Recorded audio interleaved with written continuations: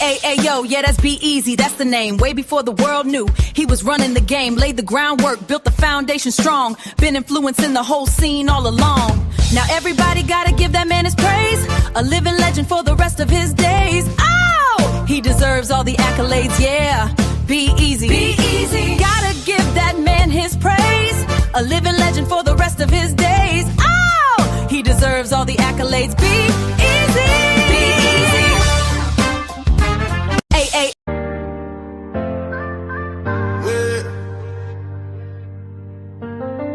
B-Eazy Dat Dude.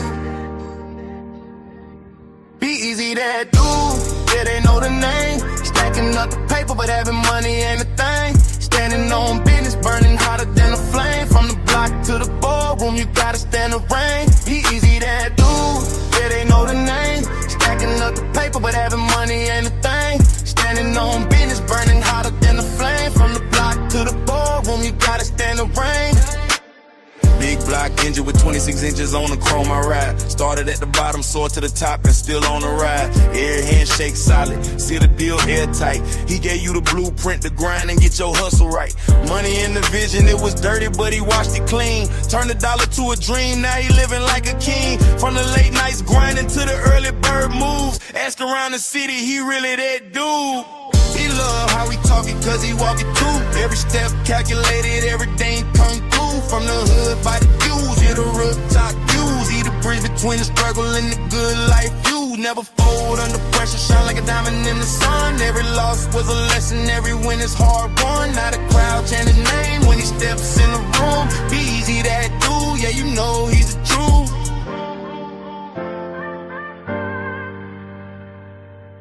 B-Eazy Dat Dude, yeah, they know the name. Stacking up the paper, but having money ain't a thing. Standing on business, burning hotter than a flame. From the block to the boardroom, you gotta stand the rain. B-Eazy Dat Dude, yeah, they know the name. Stacking up the paper, but having money ain't a thing. Standing on business, burning hotter than a flame. From the block to the boardroom, you gotta stand the rain.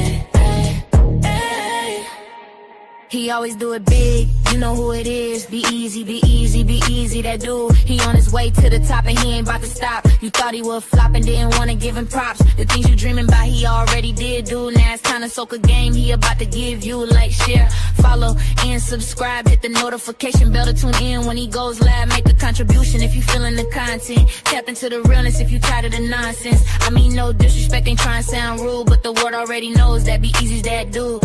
Ooh.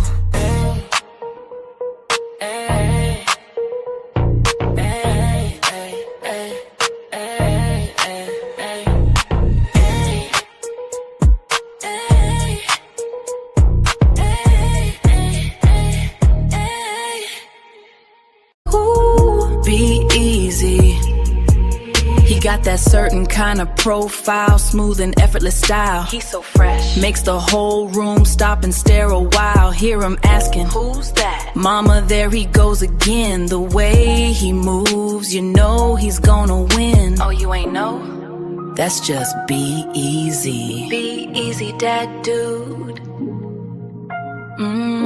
That man right there. B-Eazy. Ooh. We all here to see B-Eazy. We wanna listen to B-Eazy. Ayy, we all like B-Eazy. Now, matter of fact, we love B-Eazy. Believe me, he really that dude. Subscribe to the channel, it's easy to do. If you care, then go ahead and share this fire content, extraordinarily rare. That's why I put that on my mama, he is that dude. And I put that on my daddy, he is that dude. So Ayo, who is that dude? Oh girl, that's just B-Eazy. Oh boy, that's just B-Eazy. Well, who is B-Eazy? Oh, you ain't know, he been a pro, for show, all about the dough. He been running up them racks and still trying to get some more.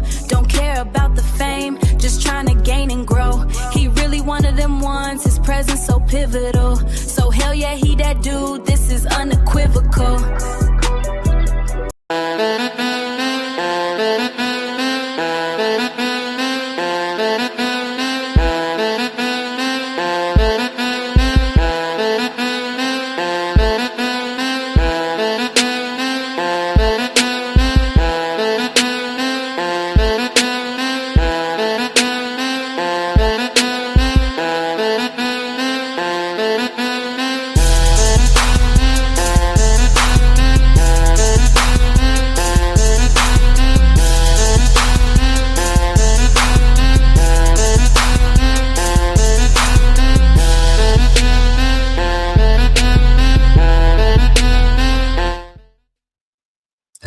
Turn your radios up. Turn your radios up. Y'all know what this is.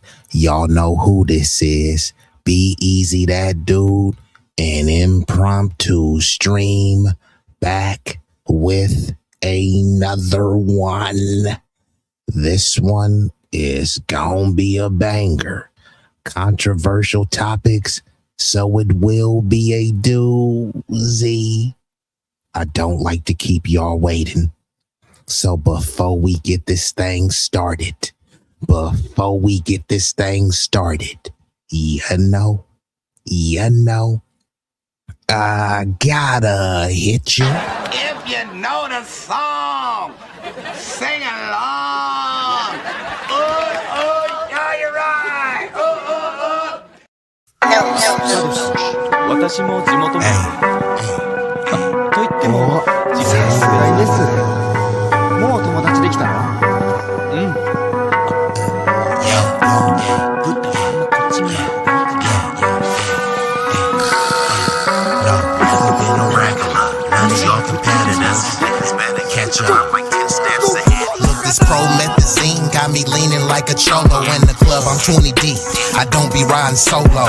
Pull some bad bitches, they vanilla and cocoa. They wanna take some photos when we kick it out in Soho. Chicks are showing tits and popping pussy for my promo. Told them like juvenile, baby, move it for me slow-mo. Then I'm right back to the block, cause I keep getting moto. I be flipping, not shrinking. I don't give a fuck about no This nigga name ain't D-Lo, but pimpin' these bitches and stacking this bread forever be my stilo. This is B-Eazy Dat Dude in the trap making pass smooth. If I ever go broke, then I'm about to pull a jack move.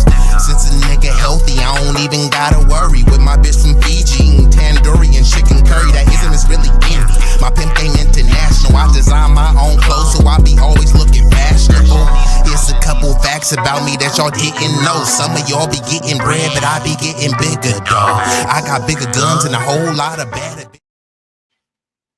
And we are activated, and we've already been joined by some illustrious guests.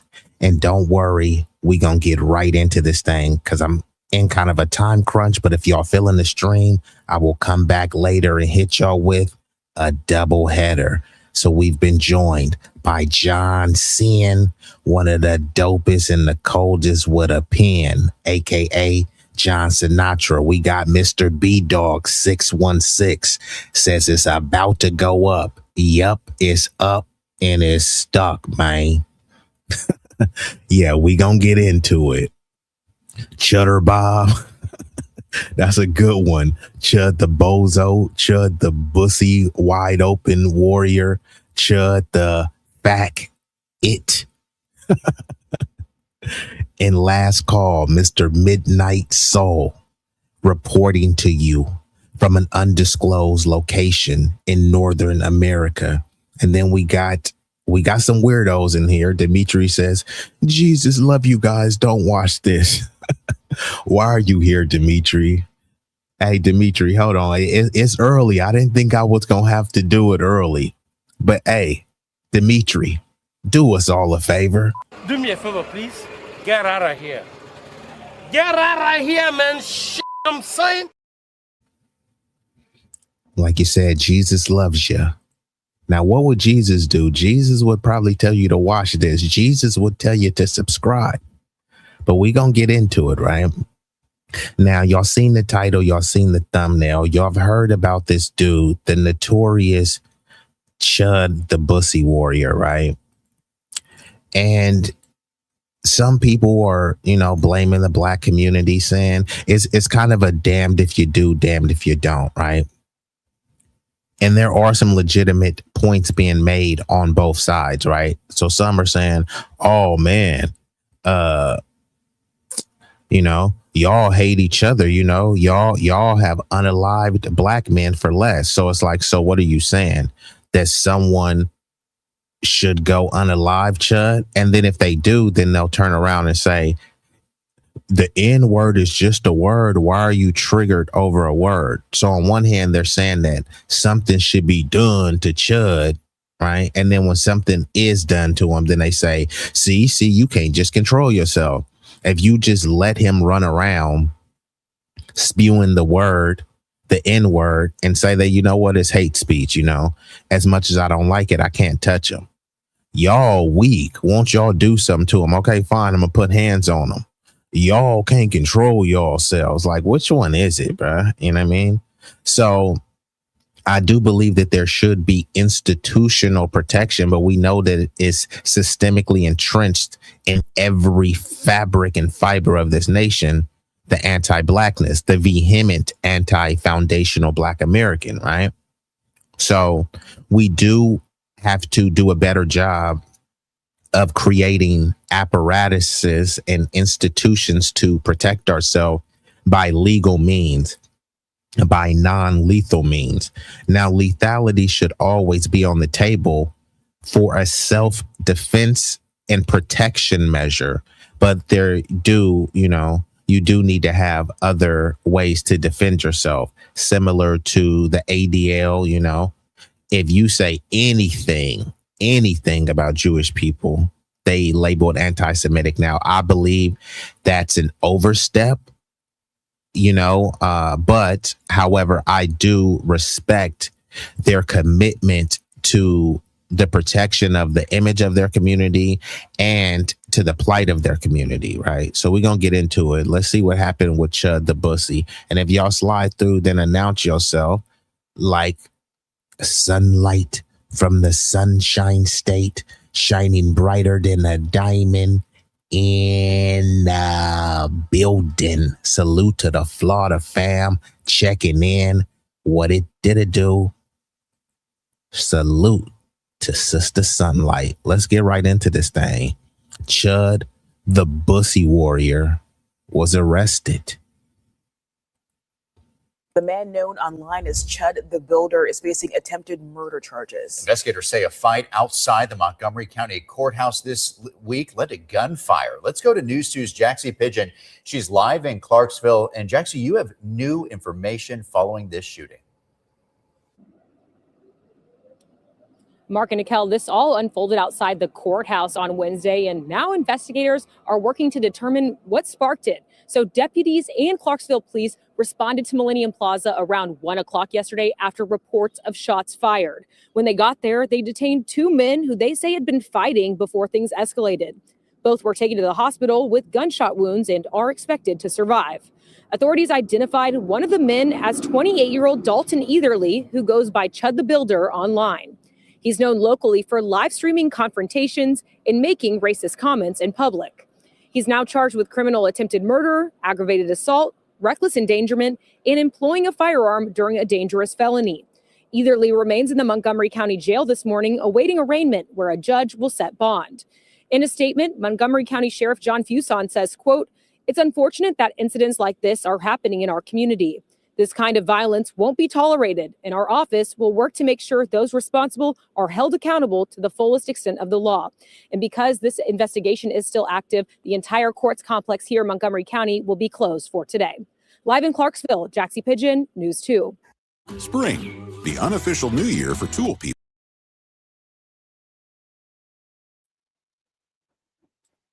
Okay, so there you have it. So Chud has been arrested. He's charged with some pretty serious crimes. Now, we'll see if his W privilege is going to kick in. Let's see what his charges were again. I know he was charged with attempted murder for sure. Actually, let me just run that back one more again so we can read the charges. And then I'm going to get into, because I ain't going to spend too much time on, Chud the Fairy IT. But give me one moment, right? So let's pull this back up. All right, it's only a minute 30. Investigators say a fight outside the Montgomery County Courthouse this week led to gunfire. Let's go to News 2's Jaxie Pigeon. She's live in Clarksville. And Jaxie, you have new information following this shooting. And I gotta give a shout out to the illustrious A-Tay-Bay, A-Tay-Bay, and the Brownsville bully, Cloudness 457 in the building. And hold on, what the hell? Is this? Hold on, bruh. Are you kidding me? What? Hope?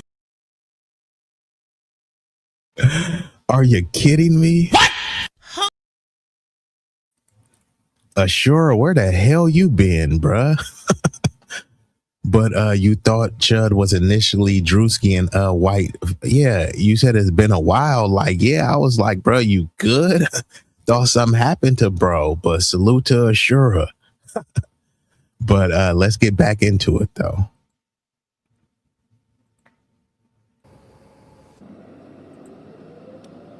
Mark and Nicole, this all unfolded outside the courthouse on Wednesday, and now investigators are working to determine what sparked it. So deputies and Clarksville police responded to Millennium Plaza around 1 o'clock yesterday after reports of shots fired. When they got there, they detained two men who they say had been fighting before things escalated.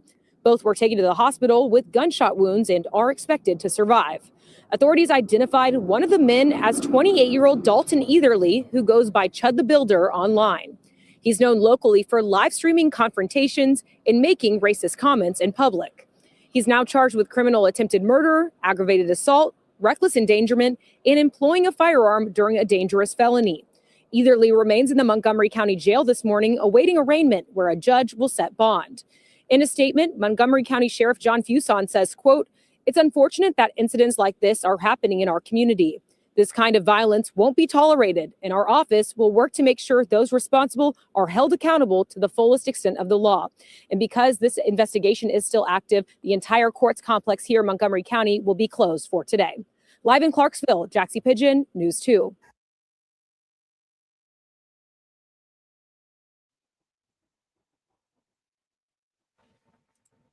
I think her name was Jaxie Pigeon.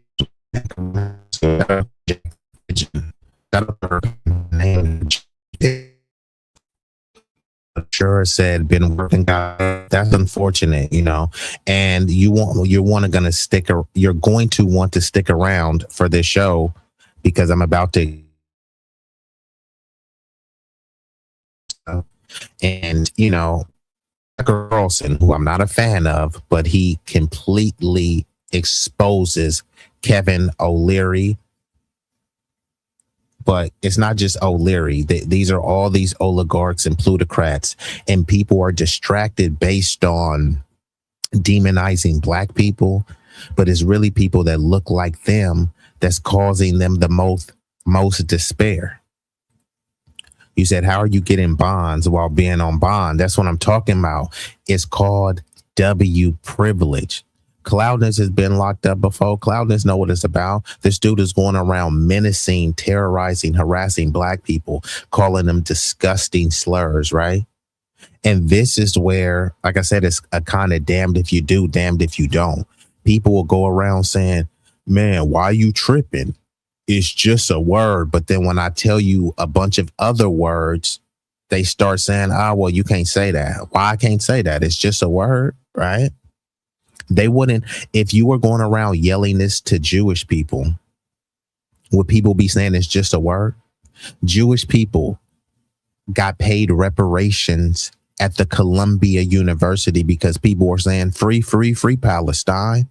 So you're supposed to get over being called a nigger. Get over it. It's just a word.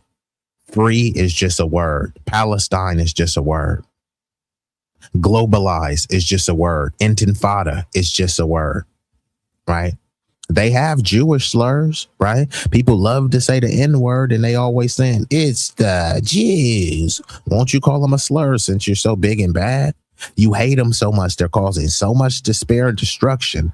Yet you won't call them a slur, but you have no issues calling black people slurs. All of these slurs are just words. So why are you fixated on just one word? They fixate on the N word and then say, why y'all triggered over the word? No, why are you obsessed with that word? It's so many slurs that you can use.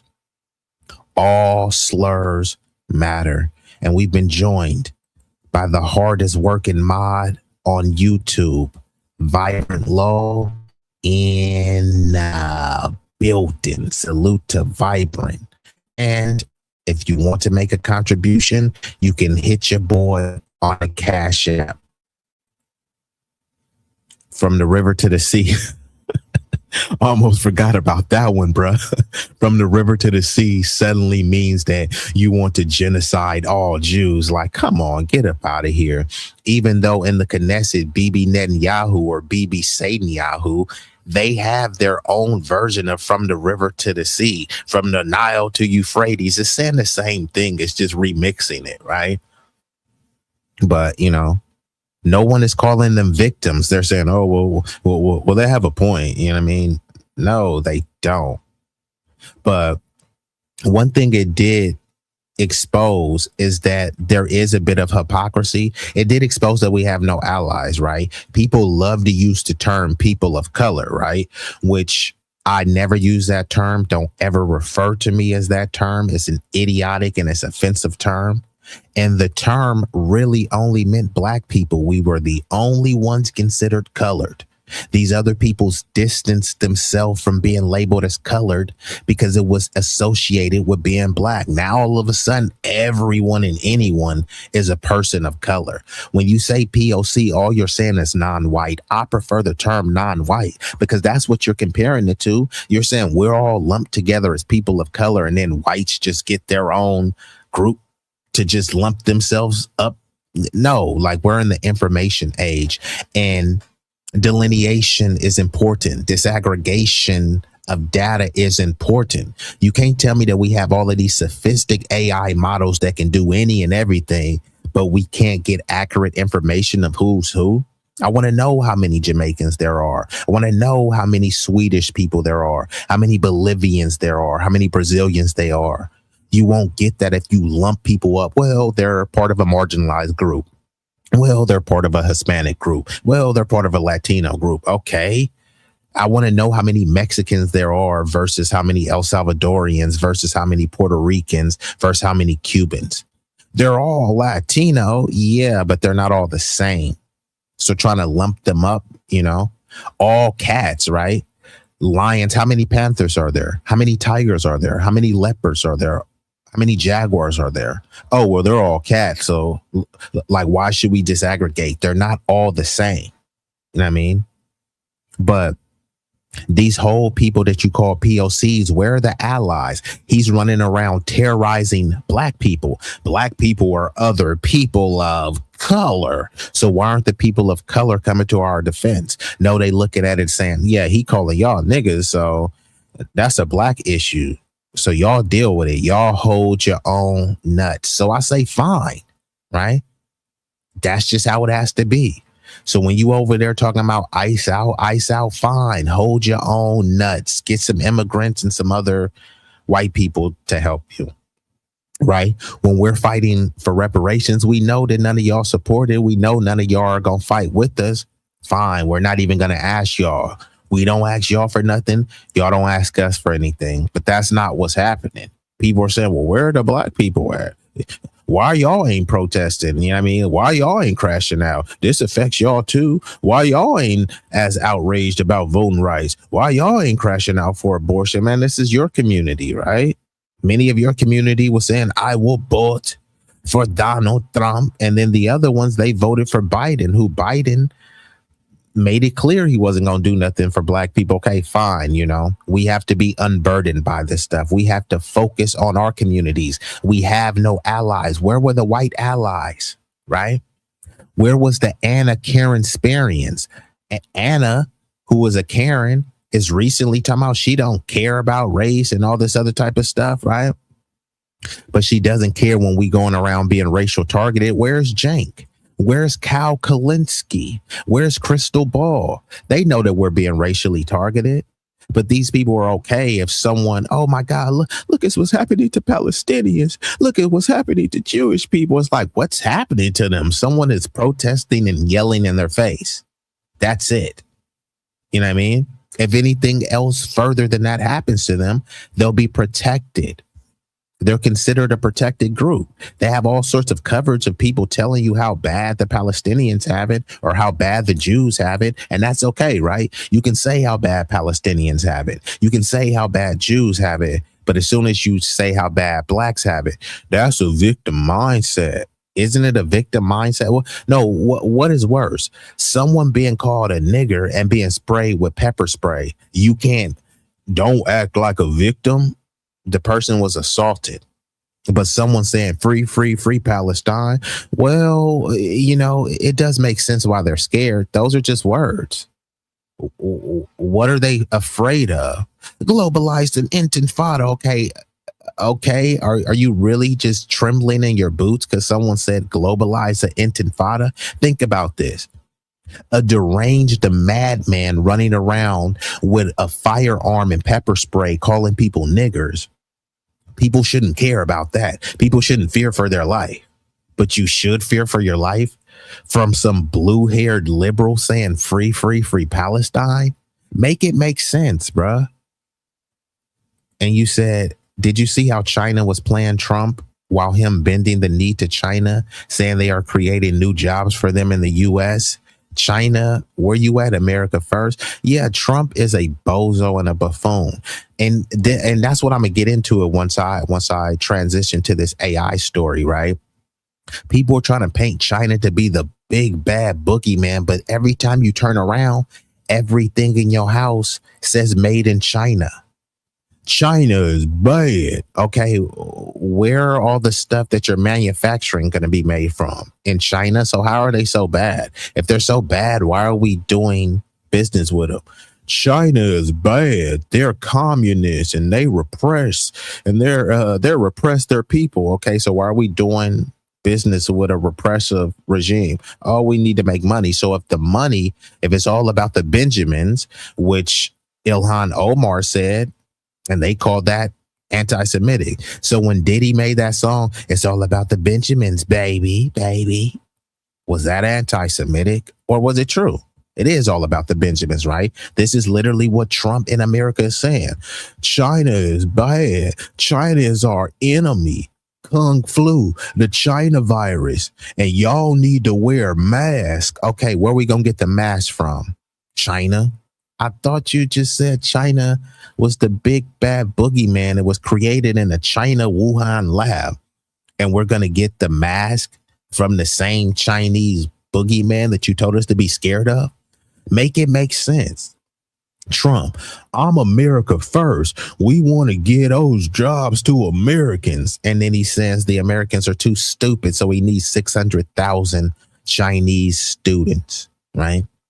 They always say China is bad. They don't say China is dumb. So if China says, sure, y'all can have 600,000 students, you know what? Let's make it 700,000 students. Do we all believe those students are just going to be model minorities, or are many of them going to be double agents? Like there recently was a Chinese double agent who became the mayor of a California city.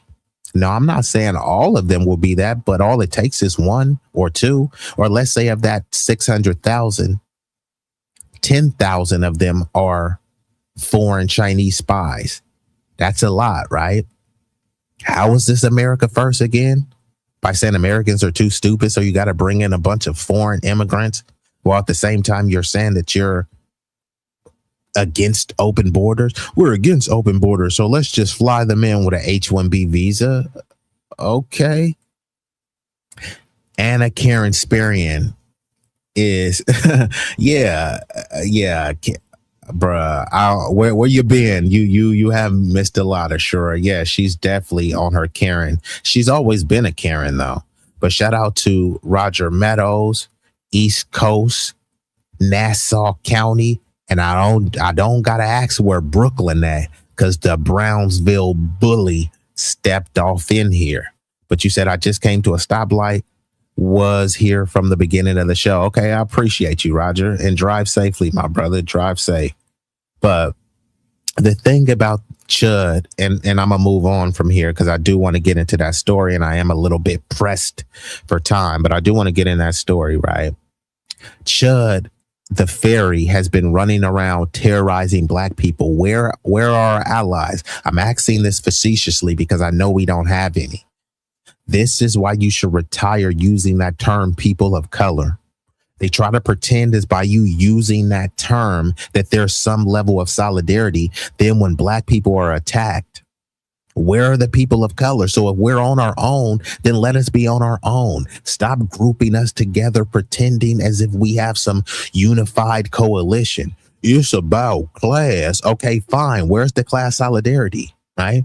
Where are all the class warriors? They don't care because they're talking about Gaza all the time. And nothing against Gaza. If they're not talking about Gaza, they're talking about, oh, well, they're trying to relitigate the Kamala versus Trump thing. They talk about socialism, communism, Marxism. The so-called lefty lunatics, they sound just like the right-wing wackos. The right wing say, why do y'all gotta make it about race? It's about culture, but they can't define what the culture is. So then they talk about white culture, but they can't define what white culture is. Then they talk about Christian culture, and then they try to cherry pick what Christian culture is. They don't talk about the pedophilia going on in Christianity. They don't talk about Christianity enslavement, Christianity barbarism, right? They try to paint a flowery picture of Christianity. So like, what are you even really talking about? And then the lefty lunatics, don't make it about race. It's about class consciousness, huh? We're not even in the same class. And look, coin this. Y'all heard me. We may be in the same class. Oftentimes we're not. We may be in the same class, but we don't have the same struggle. Right now, if you're working at McDonald's and there's some other white dude working at McDonald's, technically y'all are in the same class, but you're not in the same struggle. You're homeless, and then he's going home to a 5-bedroom house because he's only working this as a job because his parents just want him to do something while he makes his way through college. But technically, you're in the same class. It's not the same struggle, but that's what these lunatics have convinced you. It's about class. Let's fight for class. Okay, it is about class, but you can't separate class from race. What are you saying? They always talk about walking and chewing gum, but when it comes to class and race, they can't walk and chew gum. We can't do both. I can only chew gum. You can't walk too. You can't talk about class and address the race struggle. The same people that say don't make it about race, and then you say, okay, cool, you're right, let's not make it about race. Then they always talk about a litany of crimes based on race. What about black on black crime? Saying black on black crime is making it about race. Why are you using that terminology? These same people never talk about white on white crime. They never make that about race. They'll make black on black crime about race.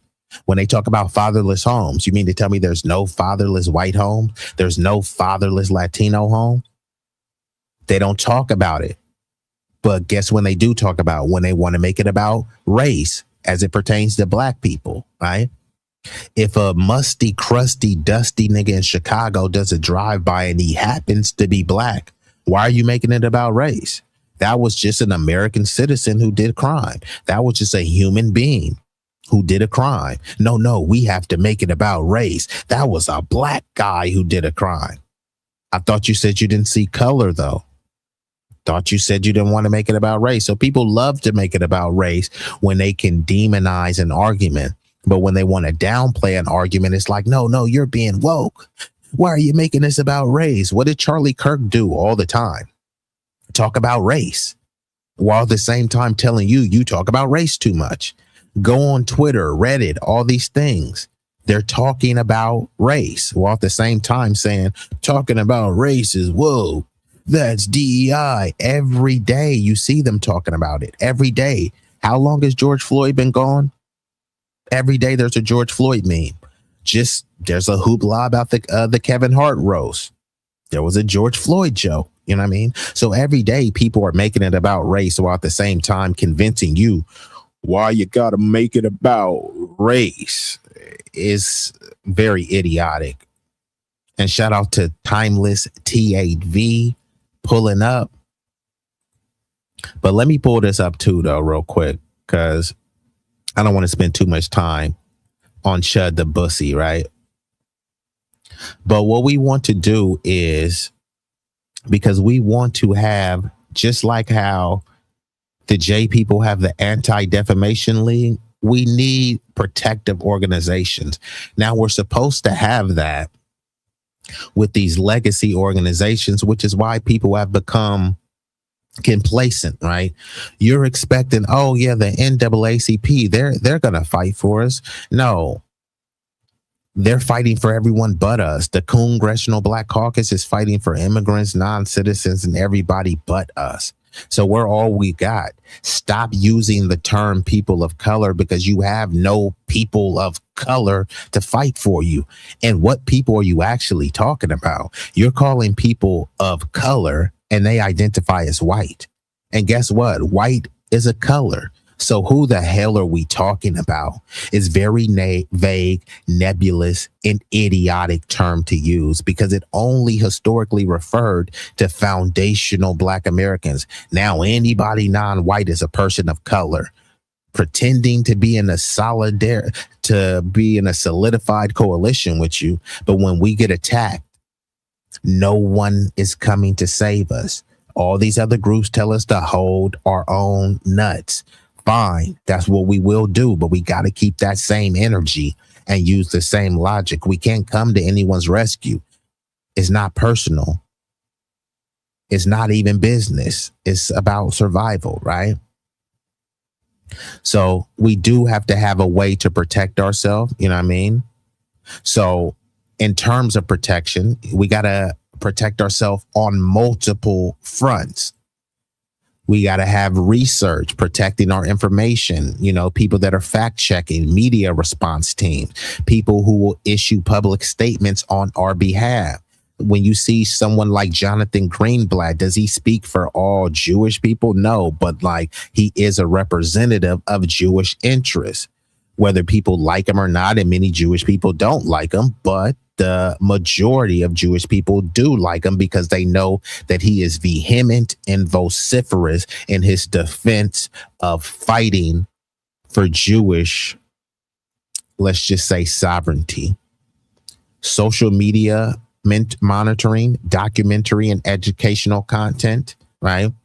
So we do have Tariq and some others that are making documentaries, but we need more filmmakers, right? If you look and see why hasn't someone made a film about this, then ask yourself, why haven't you made the film about that? And even if you don't have the money, try to pitch the idea to some other people that do have the money and things like that. You know, you're not helpless. And if you say, hey, I don't have the money to create a film, but you have the means to be monitoring social media so you can bring hateful things and harassment towards people.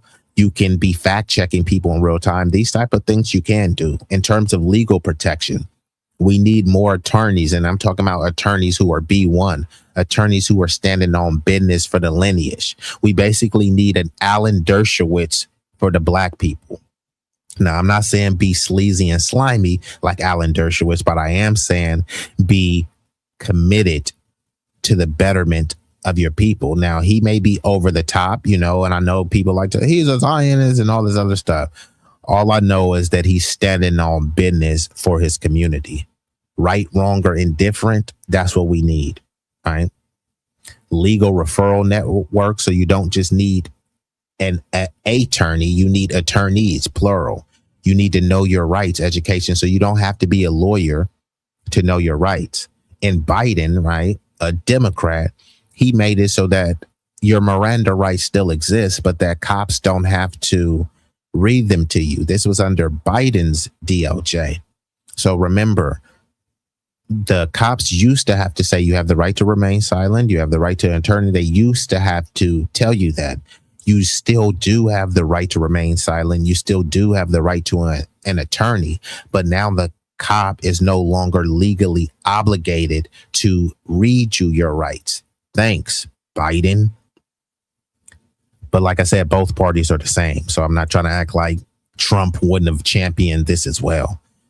So we need to also put our civil rights complaints in writing, because sometimes we just accept the hatred. Oh, you know, this person called me the N-word. Oh, you know, my job fired me for being black. Man, whatever. You know what I mean? This fucking country is racist. You know what I mean? Some people will just leave it like that. No, you need to document that. If you're being abused at work, you need to have detailed documentation. One thing about the Jewish people that I always commend is that they report everything that's happening to them, no matter how minute it might be, i.e. someone saying globalize the intifada is anti-Semitic. Jamie Foxx has said they killed Jesus. He didn't say Jews killed Jesus. He said they killed Jesus. And a coterie of Jews came at him saying that was anti-Semitic, right? So it could be over the top. However, it does make people think twice, but people don't think twice about saying, you know, the N-word or any slur that's derogatory towards us and trying to convince you that it's just a word. Well, guess what? Jewish slurs are just words too. Why won't you say it? I double dog dare you to say it. Actually, I'll give you some money to say it. And they'll be like, you can't pay me enough to say it, right? Then you try to pay somebody some money to say the N-word. They say, nah, keep your money, bruh. I'll say it for free, you know? But they've convinced you it's just a word and all words are the same. And why are you getting triggered by a word? Then they'll make an argument why other people should be triggered over a word. I heard Saint the Sinner say that he was covering a video of Sneeko, and Sneeko was saying, why are you blacks being triggered over the N-word? And then the dude said, yeah, what if somebody is going around saying fuck Allah and, you know, Allah's a piece of, you know, sugar, honey, iced tea, etc. like that, right? And then Sneeko was trying to say, oh, well, that's different, right? Allah is just a word. It's just a word. Oh, you can say it's just a belief. Okay. Well, when you calling somebody a nigger, that's not a belief. That's a human being, right? The Bible isn't biblical. I mean, the Bible isn't biological is what I meant, right? But you're standing at a human specimen saying, oh yeah, they should endure being called this word. But somebody can't endure saying, yeah, I don't believe in Allah, man. F Allah, right? Oh, nah, you know, Sneeko believes it's okay to be violent then. Many Muslims believe that it's okay to be violent then. You say F Allah? Yeah, the Muslims is going to be on your helmet. Nobody is going to be saying, it's just a word. Why are these Muslims chimping out? You're going to expect that. But then with us, you know what I mean? Go to Jewish people, go around saying F the Talmud, you know what I mean?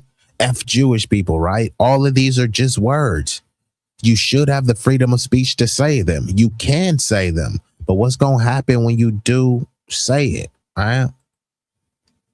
So we need to have emergency hotlines as well. So if somebody is attacking you, you can call the hotline. We need to have community safety training. Just look up the Deacons of Defense. Look at the Black Panther Party for Defense and try to recreate that in the legal way. If y'all running around talking about gang since potty trained, y'all willing to slide on ops, these are the ops. These are the ops to slide on, right? Don't say fuck the other side. The other side is full of Chud the builders. Oh, yeah, but man, they white, man. We know what's gonna happen. So some of y'all cats are cowards, right? There is something to it where some cats will be willing to slide on a black dude because they know they're more likely to get away with it, or they'll be less harshly penalized. And other people know, yeah, if I go and harm a W person, like they gonna throw the book at me, you know what I mean? And my life is gonna be over, you know? So it is a form of cowardice where you try to prey on the vulnerable, prey on the weak because you are fearful of the powerful. But most of it is poverty and proximity based, you know? But in terms of safety and security, like we have to have more community safety training. If there's not any in your neighborhood, you could do it. Many of you guys have leadership skills, so why don't you lead by example? You don't have to be the only leader. Create a team of leaders. You don't have to be the leader of people. You are just collaborating with your community. So you have a community of leaders. No one is leading. The code is the leader, right?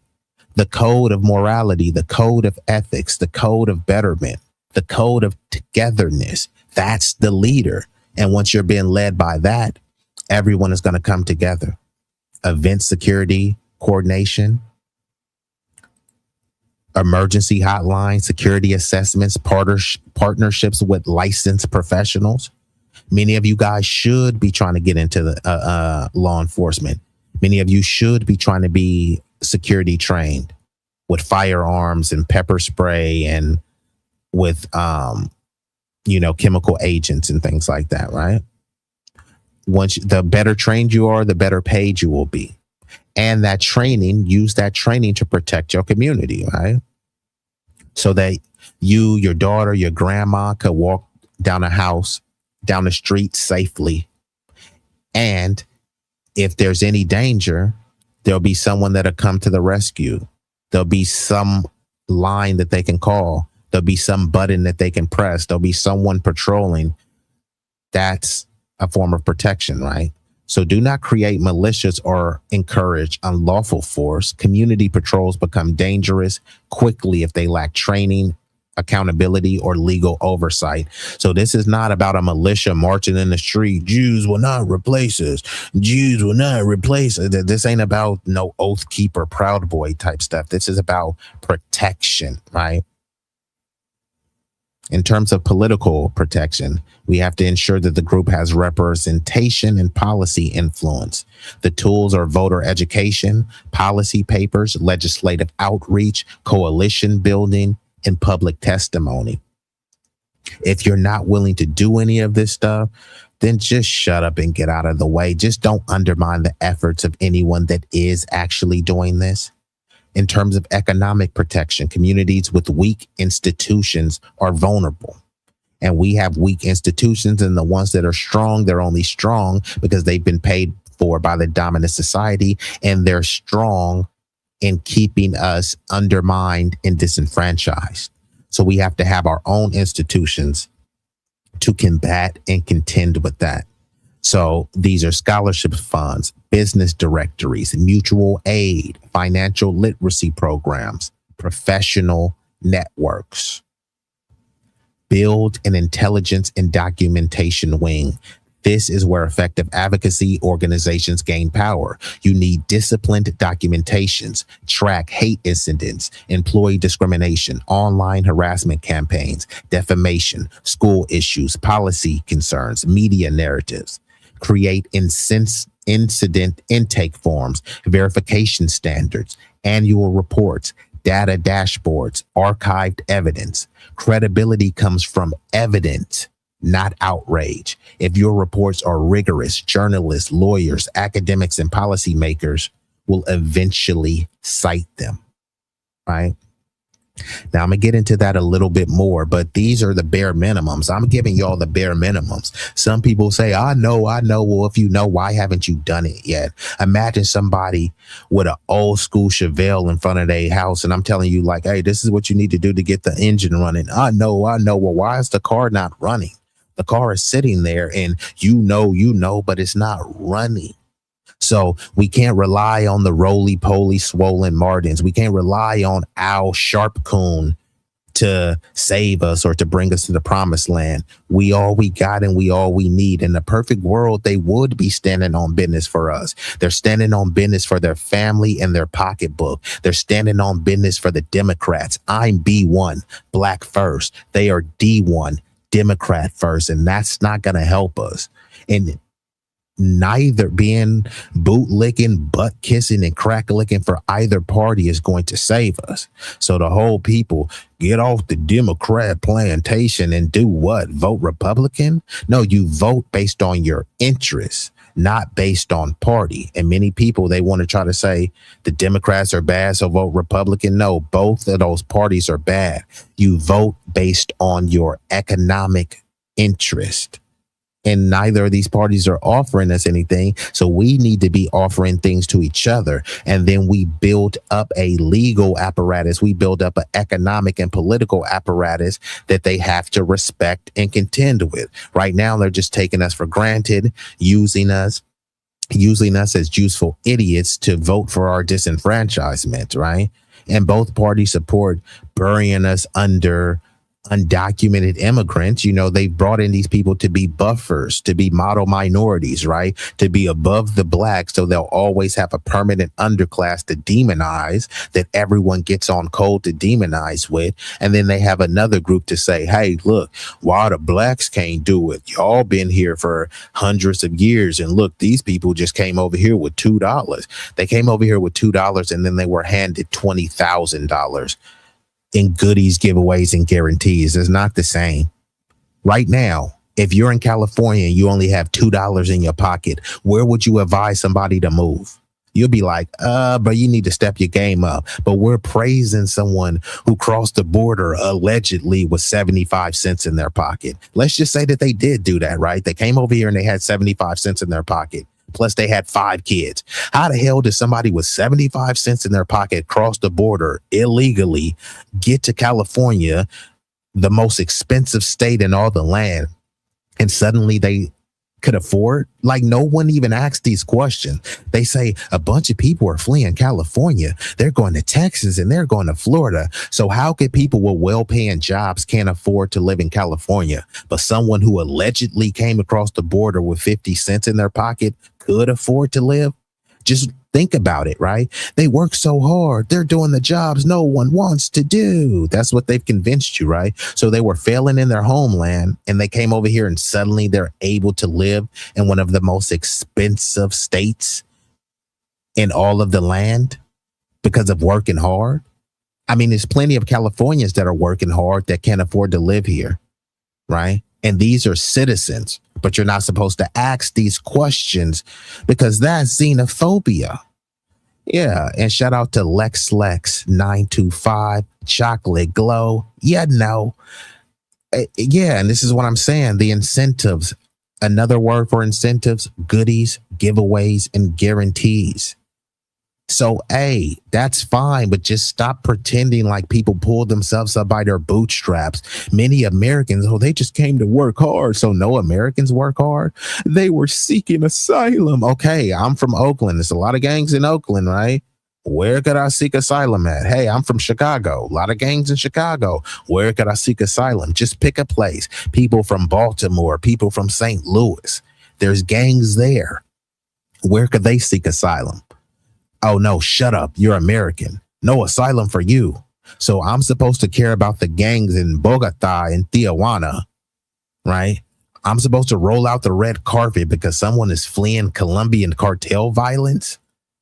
But meanwhile, Americans in Chicago are fleeing violence, and it's like, shut up, just stay there. And we're going to take your firearms away because there's too much gun deaths. So stay in a notorious neighborhood.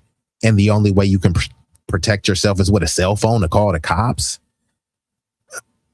Just saying. And we've been joined by Mr. 350, the big block boat rider. Big rig slaps in building. And Roger says a team of leaders on code working in a collaborative manner is a cooperative. Yeah, and this is what we need more of, right? People keep talking about allyship. We don't need allies. We need cooperatives. We need cooperation. These so-called allies, what's the point of having an ally when we're under fire and our ally is nowhere to be found? Chud the Builder going around he's almost raised $100K off calling us the N-word. and no so-called people of color is coming to our rescue, right? They'll say, okay, fine, we don't have the legal apparatus, but you do, right? Aren't there a bunch of astute Asian lawyers? Asians are POCs, right? So where are the Asian POCs to protect us legally? Oh no, you're on your own. They ain't talking about Asians. We only here for Stop Asian Hate, right? I thought all hate matters. So all these other groups, they delineate, they fight for them. Even with the whole Voting Rights Act, they saying, oh my God, blacks are going to be disenfranchised. Blacks, blackity black. And then at the end, they'll pivot in and yeah, man, this is really going to affect people of color, huh? I thought you just said this affects blackity black. And then at the end, they pivot to talk about protecting people of color. Who the hell are you talking about? You said black 50 times, and then the last few times you said people of color. And then when they do some legislation that's supposed to protect people, guess who they're going to protect? People of color. But who the hell are they talking about? We talking about Asians. We talking about Latinos. There's a bunch of white Latinos. So again, who are we talking about? There's a bunch of pale-skinned Asians that are lighter than Donald Trump that are considered people of color. Make it make sense. You said not us, and this the whole thing. And this people of color hierarchy, we're at the bottom, right? They call these Korean K-pop people who are like they almost look like vampires with their complexion. Suddenly they're people of color too. Okay, it don't even make sense, bro. So now I'm gonna get into this other video. This one will be a doozy. So this is gonna be Tucker Carlson exposing Kevin O'Leary. So as I pull the video up, if you haven't taken the opportunity, now of course you can hit your boy on the Cash App, but if you're unable and unwilling, then it won't cost you a fee. The likes are free. And if you haven't taken the time to hit that like button yet, here is a friendly reminder. Time for a like intermission. We kindly request that you show love to the channel's creator and platform by leaving a like, sharing, commenting, and subscribing. Don't forget to turn on the notification bell to stay up to date with all the latest content. Liking posts is completely free and helps the algorithm boost our reach. We want to grow the community larger and larger. So thank you all who take the time to support us. It does mean the world to us and doesn't go unnoticed.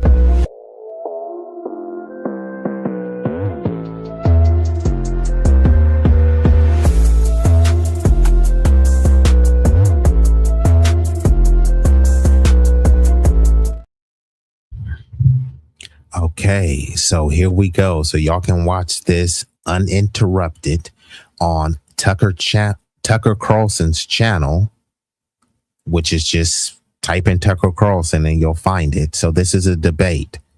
Tucker Carlson versus Kevin O'Leary on the dystopian AI future devouring American energy and jobs.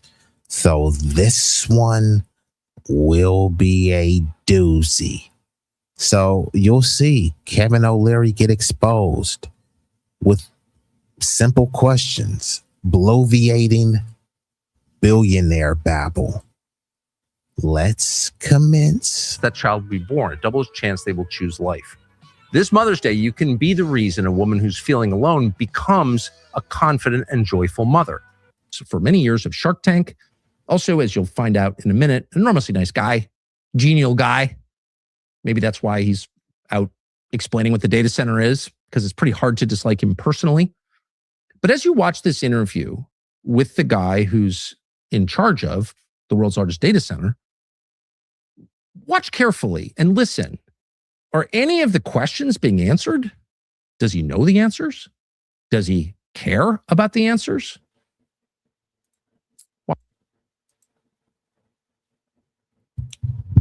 And as I'm playing the video, I will be pulling it back and forth like this. So just so y'all clear. so I can respond to the chat. And shout out to Cal Dog. He says, help people of color accept the black people of color. And that's the whole point, to use a very vague and nebulous term. People of color is just the new minority term, right? Here, this is about minorities, right? And then you say, okay, cool. Yeah, well, I'm black. I'm a minority. So fine, let's help the minorities. Then the main minority that they help is white women. How are white women minorities, right? So then not only do they help white women, then if it's a buff, blonde, blue-haired dude named Brad and he changes his name to Barbara, now Barbara is trans, and trans people are minorities. So now you got to help him. If a dude is gay people, regardless of their race, so gay white people are considered minorities. All these people are above you. Some people comes over as a non-citizen. Well, that's a minority, right? And then they start saying, well, we're helping people regardless of immigration status. So that means they're helping legal people, undocumented people, right? They consider so-called native people, people of color. They can consider Asian people of color. But like, who are we talking about? Are we talking about some dark-skinned Filipino? Or are we talking about some lily white Korean? But hey, Asians are people of color. You're just supposed to just go with it. Latinos are people of color. Like, hold on, who are we talking about? Are we talking about the white David Pacman? Or are we talking about Sammy Sosa? You're just supposed to go with it. No one is supposed to ask questions. So when all of these hierarchies, we're at the bottom. Marginalized groups, we're at the bottom. Minority, bottom. People of color, bottom. It's like all these terms are just created to further cement us at the bottom, but to use our pain. They'll be like, look what happened to black people. Oh my God, black people were lynched. Black people went through debt penalty, sharecropping, eminent domain, mass incarceration, racial terror and targeting, lynching, Jim Crow. Okay, how are you going to rectify that? We're going to help marginalized people of color. So basically, blacks ain't going to get nothing. And then when they do help a black person, it's going to be a black immigrant, some Nigerian, Haitian, Caribbean person that they say, hey, look, they have melanin too. We help the black community after all. But they help some Caribbean raccoon like Candace Owens. And then they say, see, we helped the blacks. You know what I mean? The same game they've been playing for decades. And guess who's been on board with that? Roly-Poly Martin, Al Sharpton, Reverend Barber, all of them, just so they family member can get, a few butter biscuits, they're willing to sell you out so you only get a crumb, not even a crumb, a half a crumb of the butter biscuit. It's rather pathetic. Leary left Canada to live comfortably in the USA. Yeah. So is that where dude is from? Are you saying he's like a Canadian immigrant? Let me look this up. Watch. Kevin O'Leary, thank you so much for doing this. How did you, I read, first I just want to check the facts here, but I read that you are building the world's largest data center in Utah, 40,000 acres. How did you get into the data center business? How did this start? I've always been in real estate, and I came up in commercial real estate with climate control storage for pharmaceutical companies. So Roger said, guess he's Canadian. And where are all the America First heritage Americans? Y'all letting all of these W immigrants come over, right? They're supposedly America First. And, but then they let Elon Musk, because Elon Musk is anti-black.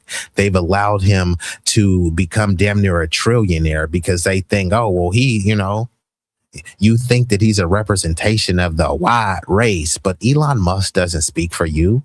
Elon Musk isn't doing this for white people. He'll go around talking about we need more white babies, but he won't hire your white babies. He wants to hire Pakistani and Chinese people, which nothing wrong with that, but he's trying to get you to, at the same time he's talking about hiring these Chinese and Pakistani people, he's trying to say that China is the enemy. And then he's calling these Pakistani and Indian people street shitters. So if they're so bad and shitting in the street, why are you hiring a bunch of Indians? Because that doesn't represent all Indians, but Elon doesn't mind amplifying those memes about Indian people being Pajit street shitters. He doesn't mind amplifying low IQ sub-Saharan blacks, right? You know what I mean? Because it gets his, moronic base to try to feed into it. Meanwhile, he's picking their pockets.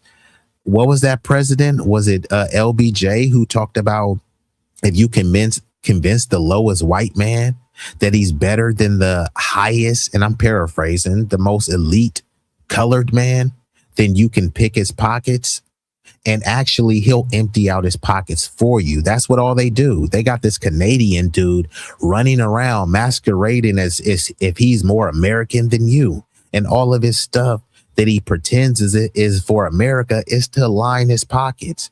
Elon Musk, all the stuff he's doing to line his pockets, but somehow these podunk poor snaggletooth piss and sulfur smelling people in Appalachia thinks that somehow these people are connecting with them because they have the same skin pigment as them.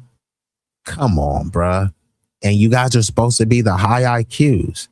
Is this the best they have to offer? And looks like we've been joined by the marvelous my boo. What it did do in building. So salute to my.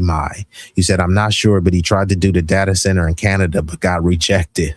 Yes. Shout out to the Canadians for rejecting, bro. They told him to hit the road, Jack, and don't you come back. But unfortunately, he's in my homeland, and you know what community he's going to be pushing these data centers in, even if not this particular one in Utah. All of these people, these NIMBYs, they'll say, not in my backyard. They don't want a data center in their backyard. But then when there is a data center in someone else's backyard and they don't have the power or the political capital to challenge it, then they just say, shut up.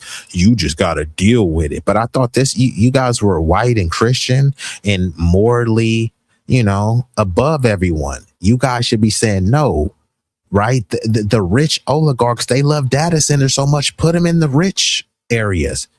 I mean, I'm sure there's plenty of room in Martha's Vineyard for a data center. Why won't they put it there? Why won't Kevin O'Leary be pushing to put a data center in Martha's Vineyard? Where does Jeff Bezos live? Where does Mark Zuckerberg? Mark Zuckerberg has underground compounds. You mean to tell me, hey, Mark Zuckerberg loves AI so much, why won't he build his own neighborhood and smack an AI center in his neighborhood? He wants to live in these secluded areas that you can't even find on a map, while at the same time telling you that putting an AI center that's sucking up all the energy, power, and water is good for you because you get to make a YouTube thumbnail on ChatGPT. Who signed up for that? Who voted for that? I didn't. How is this America first? It's not. How is this going to produce more white babies like Elon and Tucker is always whining about? You said it would have cost $70 billion. And they're destroying the environment with all these data centers. And that's what I'm trying to say. These people, they destroy the environment and then they say climate change ain't real. That's just being woke. Okay, you're literally poisoning people. You're literally destroying the environment, but somehow they frame it as being woke. Then they start talking about George Floyd, BLM, defund the police, and drag book shows. What the hell does that have to do with AI data centers? But then people will be engaging with these people, and it's, often done in bad faith. And like my says, please like, share, and subscribe to the channel. Data centers was pushed back till 2028 in Canada. We got to resist that. I want to be clear. If any of you have been to New York, Manhattan, the smallest borough of the 5 between Queens, BKBX and XI, understand Manhattan is 23 square miles and 14.6 thousand acres. So this AI data center that he's proposing is going to be bigger than Staten Island. And you'll see, I'm going to play some of it. He's trying to say like, oh, it's propaganda. It won't be the biggest data center, blah, blah, blah. It's like, bruh, even if it's even close to as big as Manhattan, just for a data center, that's pretty wild.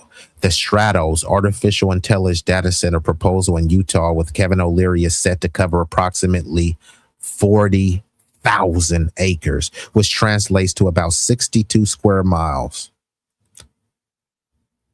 How does this benefit you again?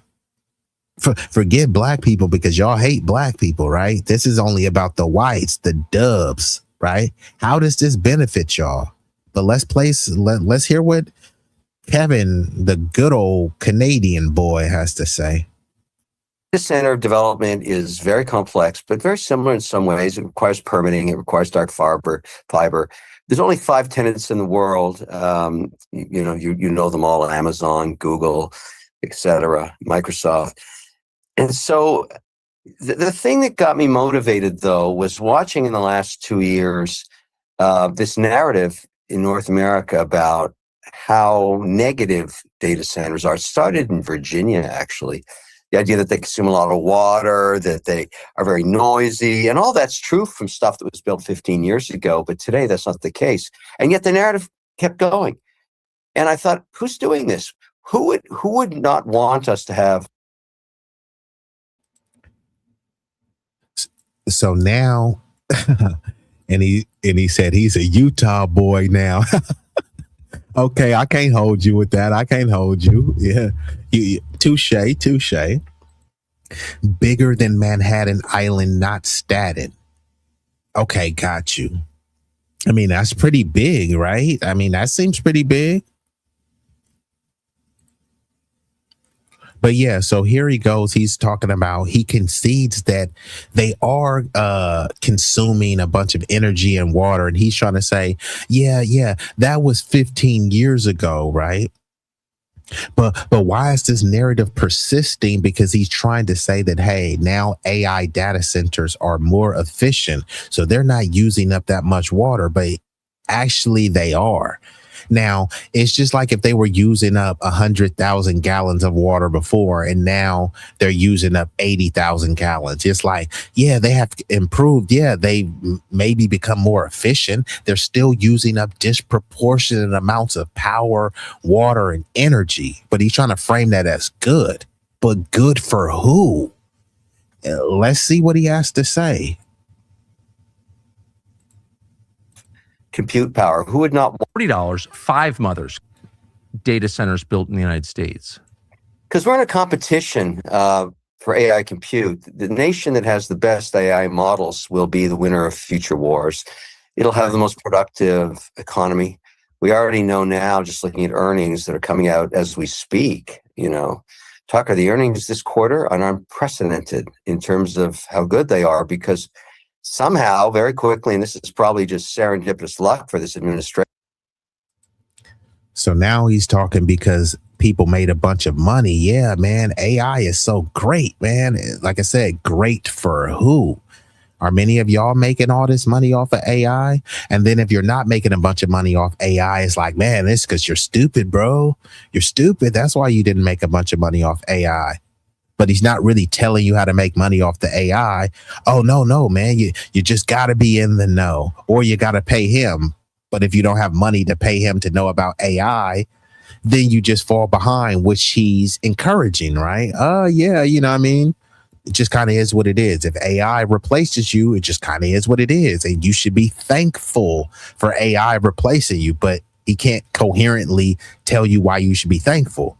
He's saying you should be thankful because the economy is making money. But this is why when people always talk about GDP doesn't mean you.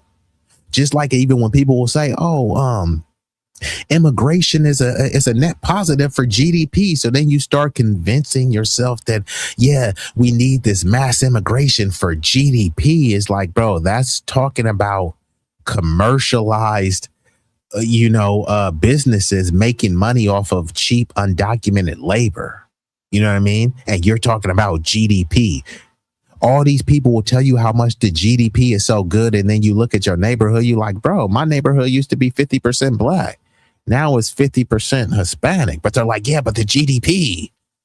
And you've been convinced that somehow that's good for you, right? because they brought in a bunch of undocumented labor, displace your neighborhood, but because the GDP is good, then somehow that's good for you. You can't afford to live in the place that you grew up in, but the GDP in the stock market is soaring. How stupid does that sound? Right now, the GDP is soaring and gas is $6 in California, right? But you're supposed to champion that because the GDP. Okay. AI compute is now being in the world. Preborn, does he? In Virginia, actually. The idea that they consume a lot of water, that they are very noisy, and all that's true from stuff that was built 15 years ago. But today, that's not the case. And yet the narrative kept going. And I thought, who's doing this? Who would not want us to have compute power? Who would not want us to build our power grid out? Because when you build a data center today, you have to develop your own power and you can sell it back to the grid. That's what we're doing in Utah. I'm thinking to myself, the Chinese, they don't want us to do that. And I went through that whole thing with TikTok, as you may recall, and I actually saw the evidence of how the Chinese were manipulating the algorithm. Now they're doing it a different way. And that just kind of pisses me off. So I'm happy to add compute. I'm like, I don't want my kids in 20 years who live in New York being told what to eat for breakfast by the Chinese. So, I'm kind of on a mission here to compete. Okay, so the point, so you're doing this because. So this is going to be the reoccurring thing. China is bad. Okay. China is our enemy. China is the big bad boogeyman. Okay. Like right now, is it really China the reason that gas prices are over $6? You can't afford to buy a home right now. Is that China's fault? You can't afford health care, not insurance, health care. Is that China's fault? Your schools are failing in your neighborhood. Is that China's fault? Voting Rights Act were overturned. Was that because of China, right? The people in the streets, ice out, ice out. Is ICE doing what ICE is doing because of China? China is bad. Okay, are we going to stop doing business with them? Oh, no, we have to make money. I thought you said they were bad. China represses their people. Okay, that's kind of bad. Are we going to stop doing business with them? Oh, no, we got to make money. So if it's all about making money, then I don't care what China is doing, right? If China has their people in sweatshops, I'm being facetious, just to be clear. If China has their people in sweatshops and they're repressing and oppressing them, who cares as long as we making money, right? The GDP, baby. It's the economy, stupid. As long as we making money, who cares what China is doing? And the US doesn't care what China is doing. If they did, why is almost everything in your house being made in China?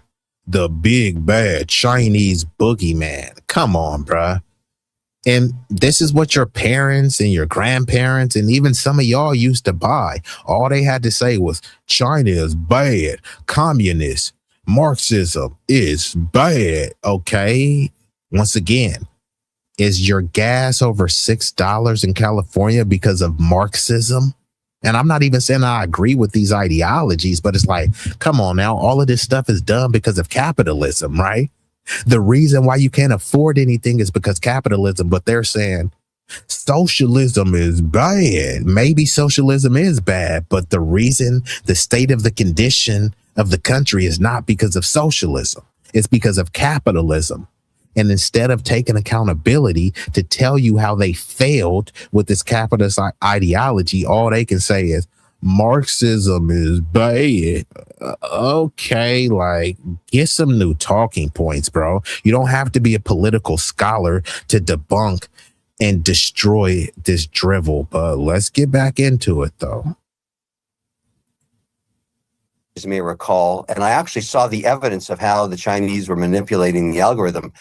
Now they're doing it a different way. And that just kind of pisses me off. So I'm happy to add compute. I'm like, I don't want my kids in 20 years who live in New York being told what to eat for breakfast by the Chinese. So, I'm kind of on a mission here to compete. Okay, so the point, so you're doing this because it's a business opportunity, but also because China doesn't want you to do it. Why would China not want data centers built in the United States? Because we're in a competition for AI compute. The nation that has the best AI models will be the winner of future wars. It'll have the most productive economy. We already know.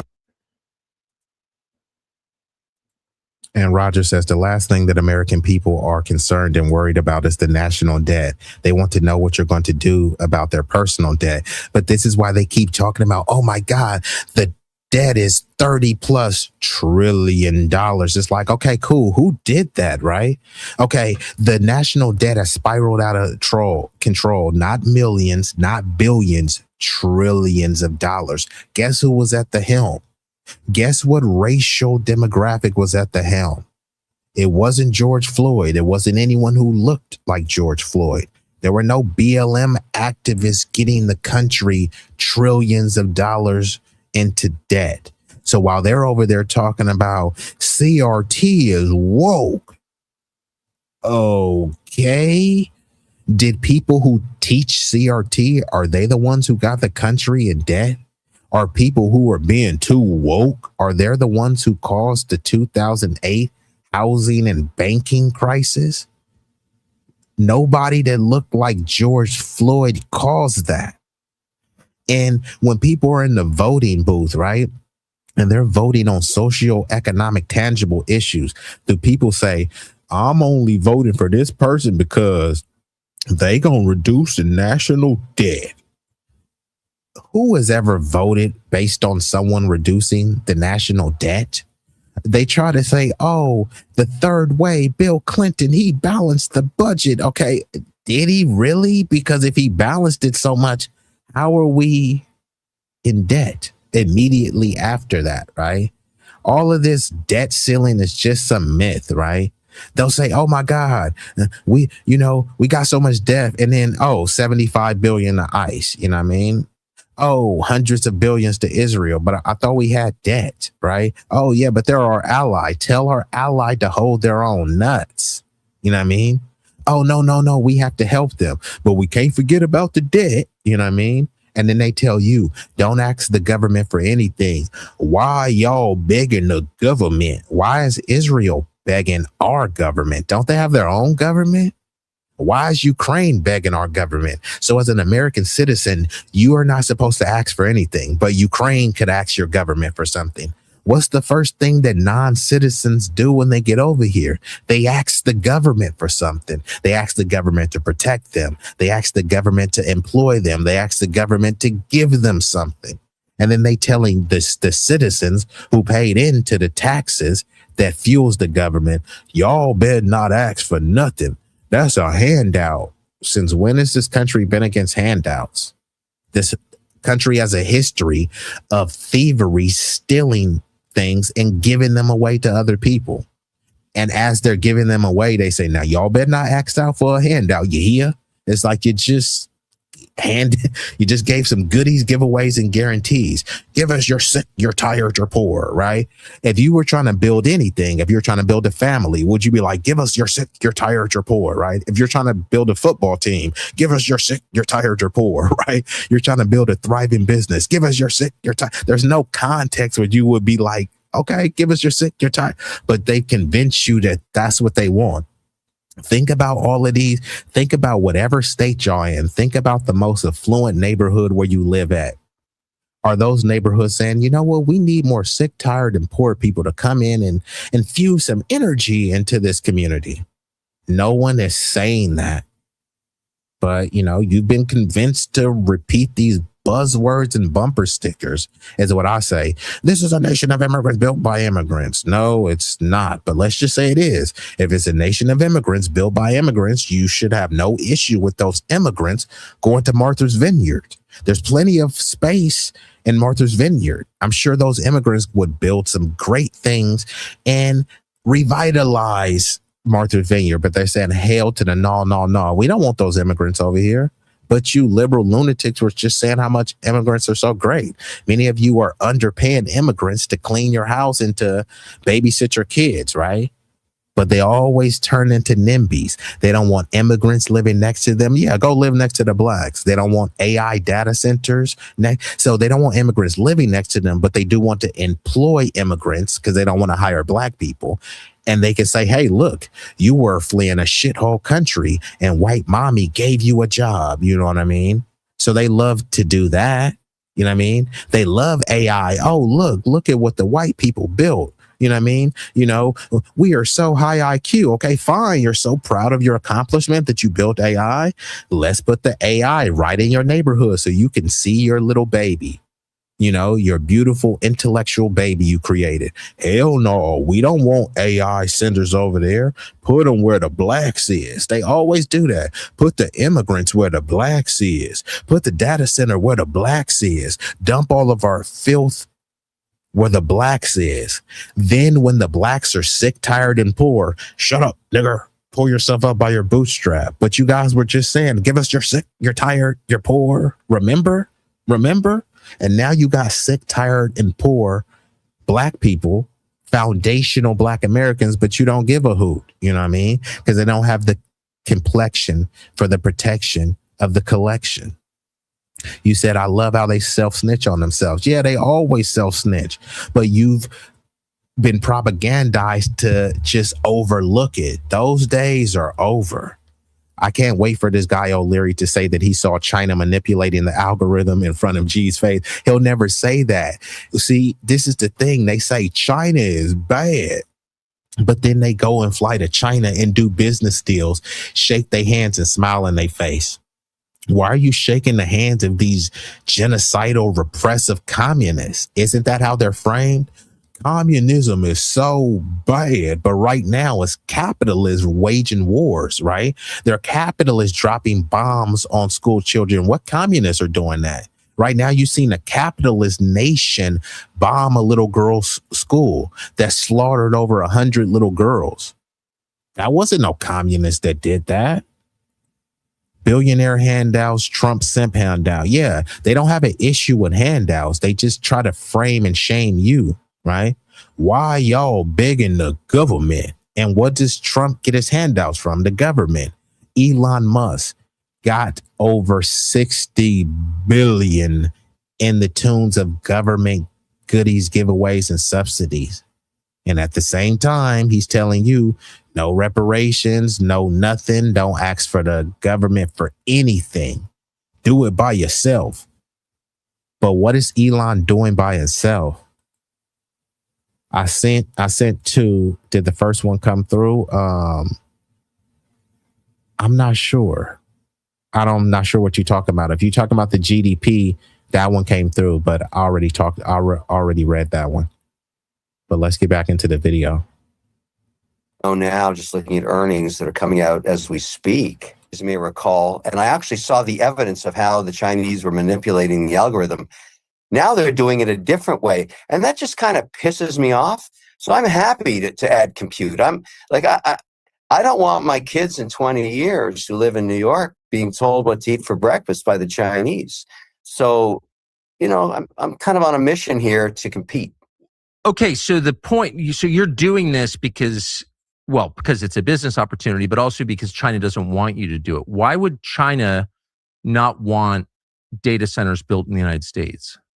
Because we're in a competition for AI compute. The nation that has the best AI models will be the winner of future wars. It'll have the most productive economy.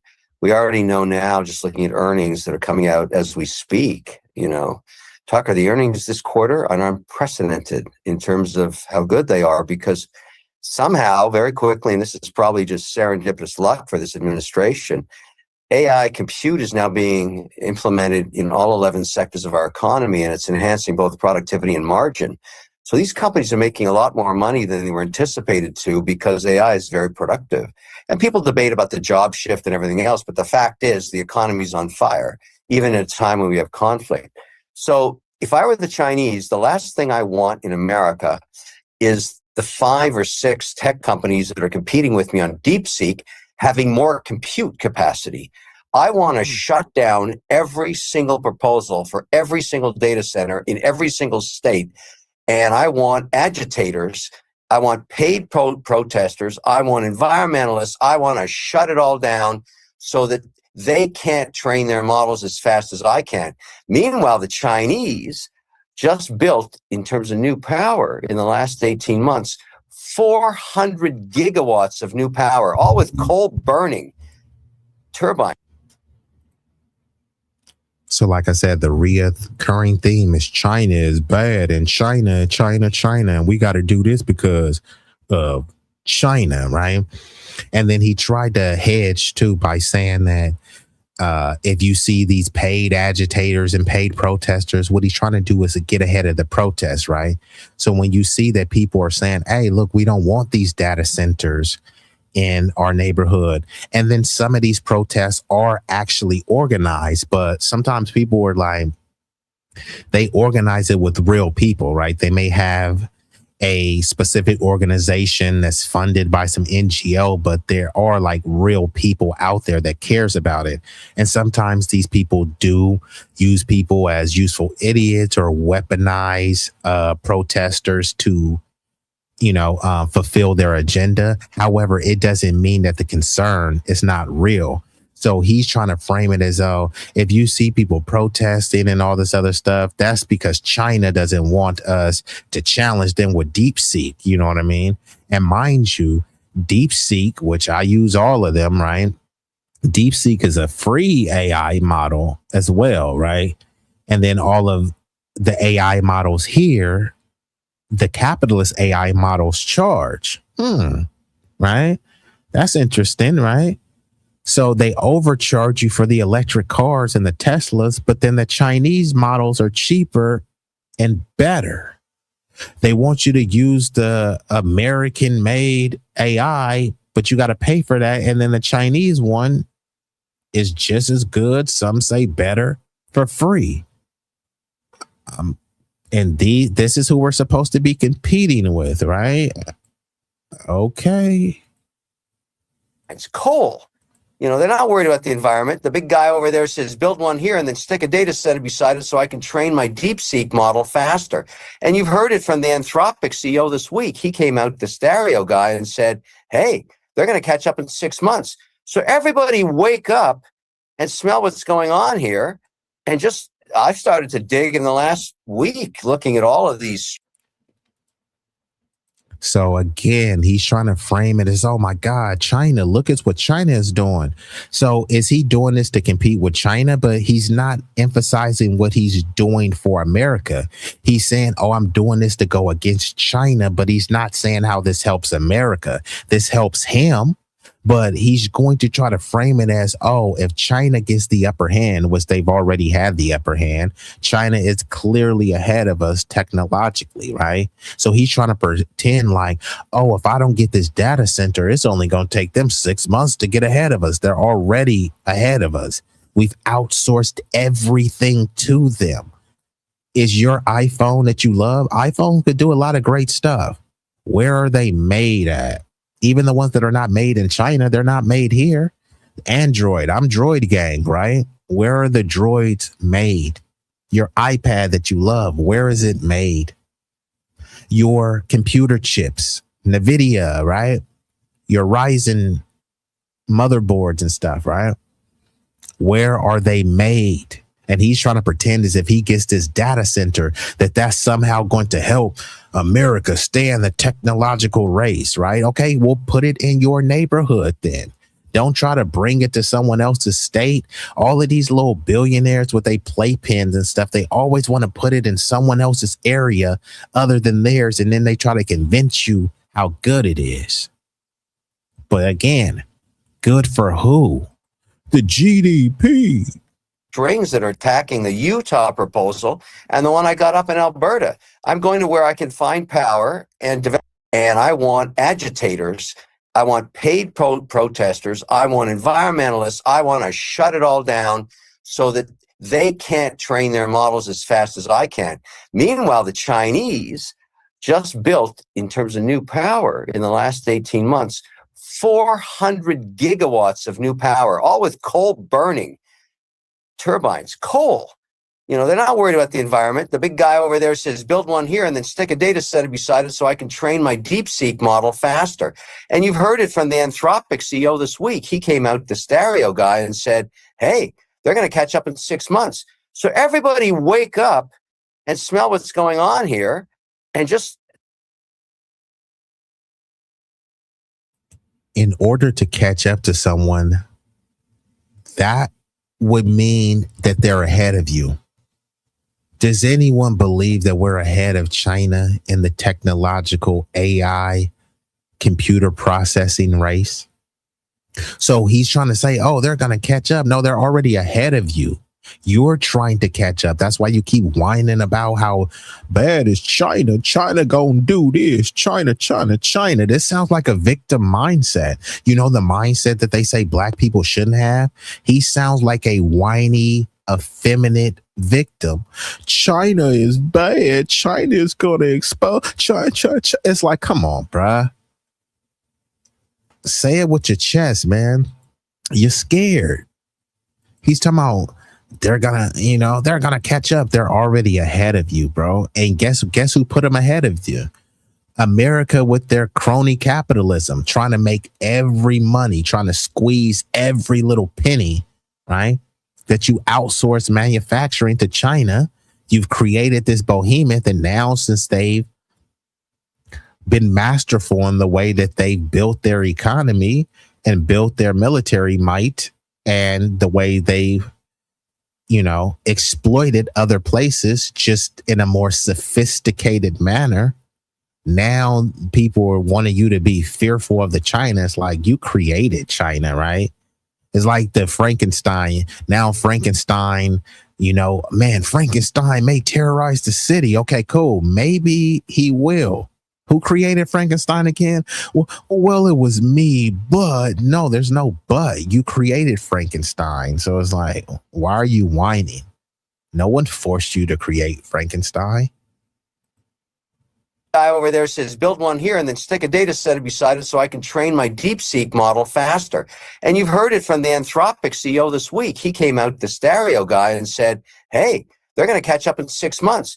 So everybody wake up and smell what's going on here. And I've started to dig in the last week, looking at all of these strings that are attacking the Utah proposal and the one I got up in Alberta. I'm going to where I can find power and developing these things. And I want the Chinese to see what we're doing.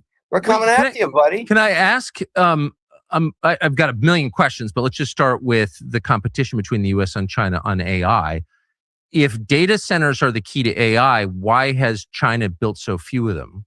Oh, no. So I think there are about 365 data centers in China, almost 4,000 in the United States. So clearly they haven't prevented us from building data centers. What do you think that is?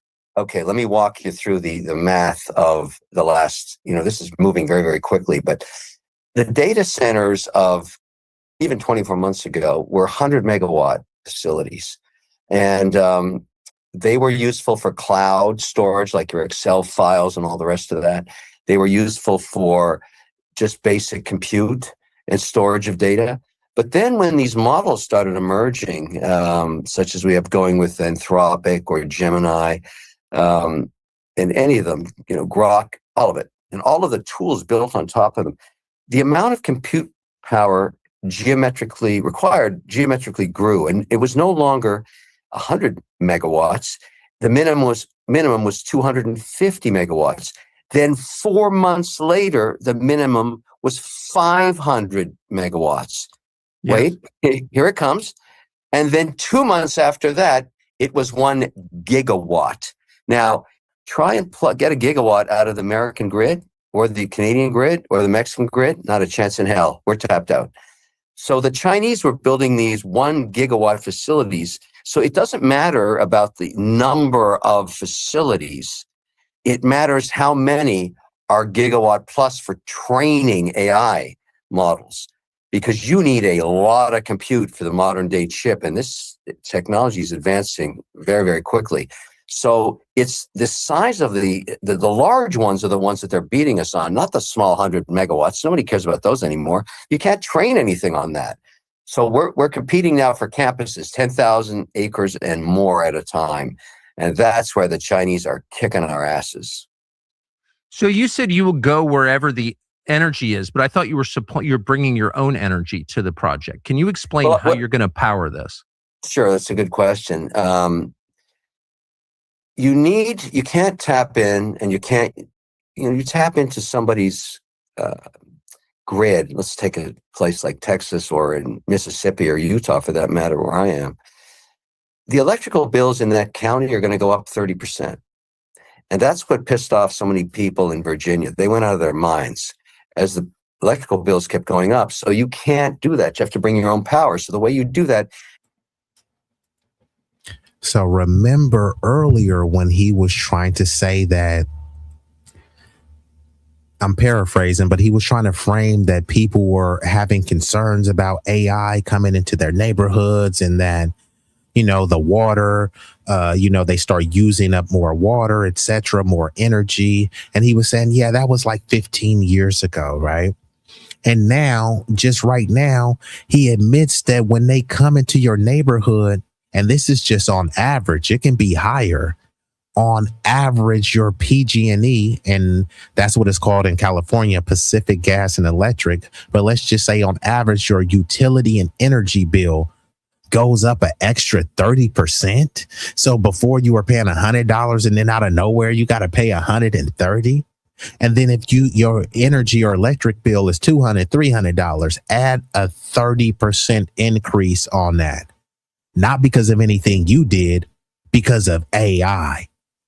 And then his whole reason that you should be okay with it is because, but China, no, this isn't about China. So he's trying to frame it as the greater good, that, yeah, we can't let China, just how they said, we can't let Iran get a nuke. We can't let Iran get a nuke, right? You know what I mean? We can't let China beat us in the AI race. So we have to dump an AI data center. Like, who could afford a 30% energy increase? The people's at Martha's Vineyard sure can. So the people in Martha Vineyard had the space and they have the resources to afford all of this AI data hike, right? But no, they try to dump it in a neighborhood that can't afford it. And then they say, hey, we're going to bring a couple thousands of jobs, but they never emphasized that those jobs are going to go to the people that live there locally. They usually bring in their own people. So not only are your increases going on, you're not truly helping the community.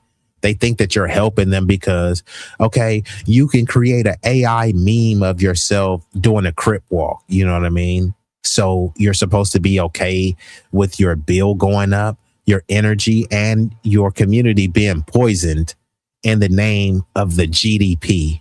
In the name of some oligarch or plutocrat buying their 10th yacht, right? They already have 9, but hey, we should be able to buy 3 more yachts, right? And some of you will fight for their ability to do that, right? You know what I mean? Because one day you envision yourself that you'll be a billionaire.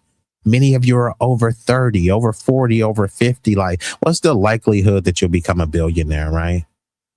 Come on now. And why would you even want to be a billionaire, right? To try to say, oh, I did it by myself. I worked hard. No, you didn't. Energy is, but I thought you were you're bringing your own energy to the project. Can you explain how you're going to power this? Sure, that's a good question. You can't tap in, and you can't, you tap into somebody's grid. Let's take a place like Texas or in Mississippi or Utah, for that matter, where I am. The electrical bills in that county are going to go up 30%. And that's what pissed off so many people in Virginia. They went out of their mind. Oh, wow. Did you just hear him? And shout out to Tay Bay for still being in there. And this hits right at home. Let's run that one more again and see what he said. You can't train anything on that. So we're competing now for campuses, 10,000 acres and more at a time. And that's where the Chinese are kicking our asses.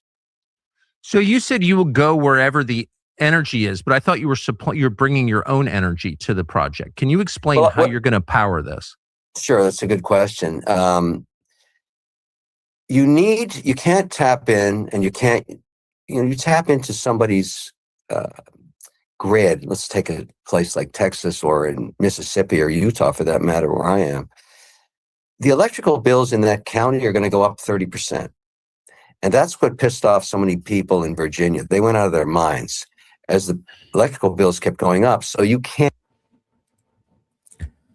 So as he said, like I said, the 30% is the baseline. So they kept going up. So they went up to 30%. Then what did they jump to? 35%, 40%, 50%? Imagine your bill is $100 and now you paying $200, not because of anything you did, because of an AI data center. And shout out to Tay Bay, because she's in Virginia and she's feeling this thing too. Her electrical bills have went up extremely high. My bills is extremely high in PG&E. Like, you go around, okay, fine. You say, you know what? Maybe I ain't gonna sleep with the fan on. Okay, every time I leave, I'm gonna unplug something. And then you do that. You're like, hold on, how is my bill still going up? But how has this benefited you, right? Tay Bay, her electrical bills is going up. But because she can use Chat GPT, she's supposed to be cool with paying on average an extra 30% on her electrical bill.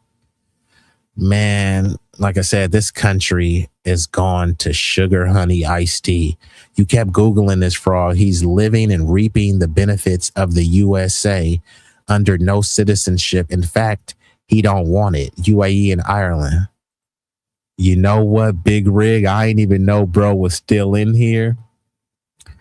This comment is goated. Bro, I don't care if it's winter time. I don't care if it's dinner time. I don't care if it's spring. I don't care if I'm in a fling or a sling. That fan is going to be on. As a matter of fact, the fan is on right now. I don't know. Could y'all hear it? Could y'all hear my fan? Because the fan is on. It ain't just on. It been on. It been on and it stay on. Now, I don't leave it, like, let's say I'm gonna leave it a house. I don't just leave the fan on. I'll cut the fan off. But I do know sometimes people, they say, I want to come back to a hot house. So if they leave for like a few hours, they may put they may turn the AC on, or you put your AC on like at an auto temperature. So like if it reach this certain temperature, the AC kick on and stuff. But yeah, bro, that's just me, bro. I gotta have that fan on. So it's like, if you sleeping next to somebody and you know, some people, they're like, it's cold, turn the fan on. Like you may need to go sleep on the couch. Hey, babe. Hey, say, babe, you may have to go sleep on the couch because that fan will be on and it will stay on. I'm just saying. I'm just saying. The fan is Mando. But let's get back into it, though. But that's unfortunate, Tay Bay. Like, AI data centers is, you know, making the family's electrical bills go up, all in the name of GDP. So this stooge could get a little bit more, you know, coins in his pocket. Nah, I'm good. Can't do that. You have to bring your own power. So the way you do that is you find low-cost stranded natural gas. You acquire the new technology, turbines that burn very, very clean and require a lot less water, because that's a big debate too. And in some cases, no water, they're air cooled. And you build those turbines first. So basically the data center game is about power. Now, here's another reason the Chinese would not want, forget about data centers. Let's just say we're building new gas turbines that make electricity. The Chinese don't want you to do that either, because they know that that's how you're going to solve the grid problem. You know, the people in Utah are telling me, look, is there any way when you build these power facilities for the data centers, you could sell back some of that power to our local grid? And the answer is yes. So now, instead of being the evil data center guys, we can be the guys that are actually powering the Utah grid, which, by the way, taps into the national grid. So we want to build as many of these power generators before we build any data centers. But so where does the gas come from in this the world's largest data center, the one you're planning in Utah? Well, mine won't be the largest for years. That's another piece of misinformation being spewed everywhere. And I'm going to tell you who's doing it soon.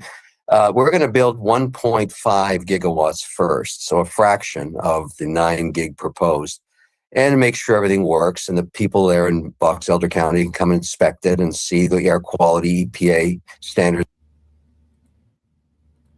And I also want to thank you for tuning in, Tebe, and everybody that's watching, because I know these may not be the sexiest topics.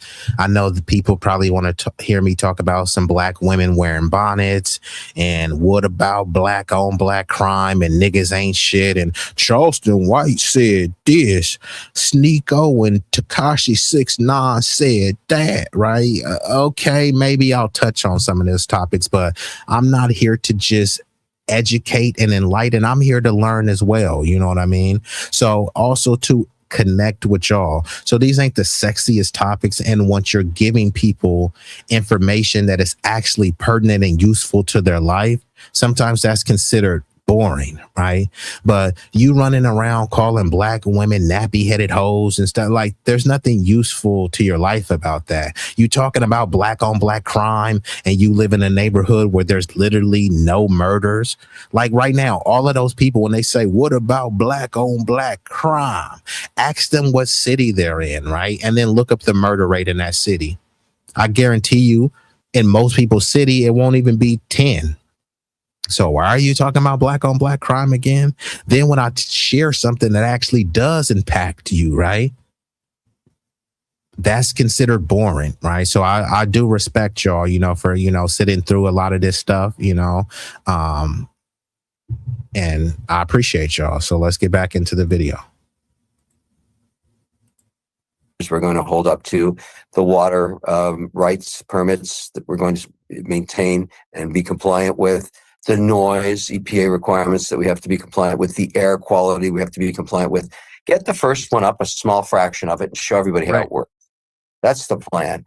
And then I didn't need 40,000 acres, but that was the parcel available. That's twice the size of Manhattan. It's called the MIDA designation, right beside the Hill Air Force Base. So I'm not using it 3 times bigger than Manhattan. Yeah, it's huge. Yeah, but I don't need all that. But that was what was available. I'm going to lease it back to grazers, do some manufacturing. Maybe there's plenty. So he has a data center 3 times the size of Manhattan, and saying, "Yeah, but I didn't need all that. It doesn't matter what you needed." You have it. He doesn't need to be a billionaire, but he has it. Elon Musk doesn't need to be a trillionaire, but he has it. So he's trying to downplay it. Yeah, I didn't need all that. I mean, isn't that a luxury to have, to buy tens of thousands of acres? And you're saying, yeah, I didn't really need all of this stuff. Okay, so why'd you get it? Oh man, because I need it because of China. So you see how he's double talking? He's saying he didn't need all this space, but he got all of it because of China. And this is just what was available to me. Like, bro, you weren't forced to buy this. Like, why is he pretending like he had no other choice but to buy this data center? And like Timeless says, he's a greedy mofo, right? He didn't, and he's stealing from the people, right? All of this stuff that he's gotten, there are people who do need that type of land, who do need, people don't need their energy bill to go up by 30%. But he's okay with it because, you know, we're fighting China in the AI arms race, and whoever's ahead in AI, they're going to, they're going to be the leader of the war. Like, why? They're always thinking about things in the terms of war, and they try to convince you that this is just human nature, but no, this is their barbaric nature. They're always wanting to fight someone, which is why they're always talking about war. They do a bunch of military coup d'etats, they do a lot of regime changes, and they're always destabilizing governments with US imperialism and colonialism. So they're always thinking that someone is going to retaliate with them. So there's never going to be civil rest. There's always going to be unrest because they're always looking over their head. Oh, what if China does this? You mean what if China acts like you? What if Russia does this? You mean what if Russia acts like you?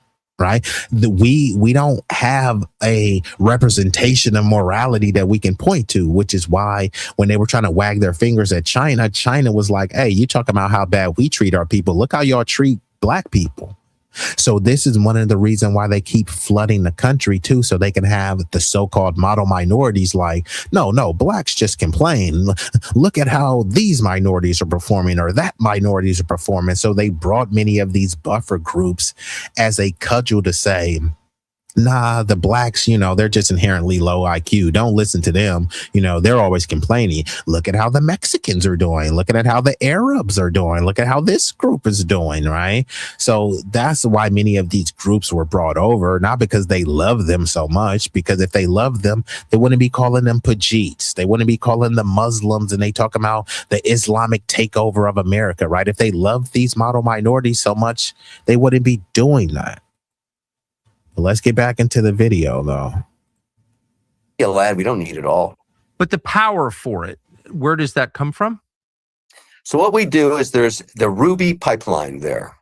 It's only 17% utilized. It's one of the most underutilized pipelines in America. So it's not like we buy gas from the Ruby pipeline and we put it into a clean generator and it generates electricity.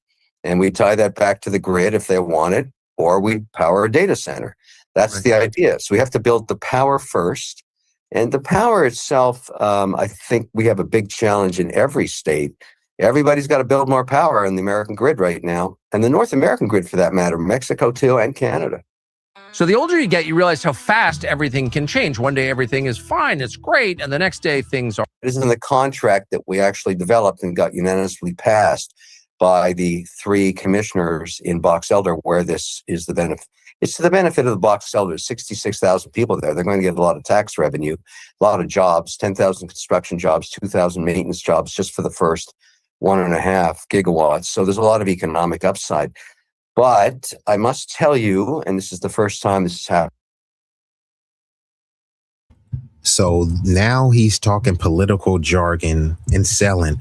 Oh, man, they're going to get from the tax revenue and the jobs. But everyone knows what this construction stuff, right? They always lie and say immigrants are just doing the jobs that no one wants to do. You mean to tell me no one will work construction? Construction jobs used to be filled with black people. I know plenty of black people right now that will work construction. But if they go down there, they won't be hired. Not because they can't do the job. Construction is just a bunch of physical stuff. Here, lift this. Here, hammer that. Pick that up. I've seen a bunch of dudes out there with pot belly, short, out of shape. Nothing against them. Hey, salute to them, amigos doing the hard job, right? But you mean to tell me a bunch of physically fit, agile, young black males with athletic prowess and strength, they're strong enough to lift hundreds of pounds in the weight room, strong enough to jump out the gym, fast enough to outrun everybody on the football field, but they just can't pick up a hammer and nail something. They just can't pick up some wood, right? They can pick up hundreds of pounds of steel weight, but they can't pick up 2x4s and hammer stuff, right? You can give them intricate playbooks to run and figure out the plays to run, but you can't tell them, hey, lift this, hey, hammer this, here, drive this. Come on now. No one believes that, but that's just what you've been convinced to think, that, hey, no one else wants to do these jobs. So when he says that, hey, they're going to bring in a bunch of construction jobs, yeah, but who is going to be hired? These construction companies are not trying to pay American wages. So who are those jobs going to go to? Undocumented people who came here by illegal means in many circumstances, because they can be easily exploited. They can be paid under the table and they can be abused, which I'm not advocating for, which is why I'm vehemently against illegal immigration. So he's over here trying to say, oh, it's going to bring in so many construction jobs. Yeah, so many construction jobs that's going to discriminate on the native population, that's going to favor undocumented people, right? So once again, who is this a win for? But to me, I have a pretty big team, as I'm sure you do, on social media. I'm managing a network of 12 million plus followers on different platforms, on all of them. And so about 4 hours after the vote was unanimously passed on, it was a Monday night at around 6:05. But this is what people like to do. So right now, if a building gets built, right? Let's just say the Hilton, right? Is it the Hilton family that's building the building? No, they're employing people to build the building. And people will look and say, okay, cool, we know Hilton didn't build it, but hey, it's his establishment. And then they'll start to give credit to the workers, the immigrants who built it, right? Which they should get credit for it. They're the ones who built it. But then when you turn around and say, hey, enslaved labor built the White House, then it turns around into white people built it. It's like, no, you didn't. You know what I mean?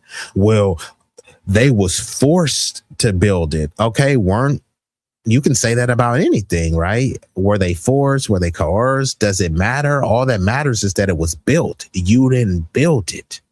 But they're trying to convince you because, hey, I was in charge of the enslaved labor. That means I built it, right?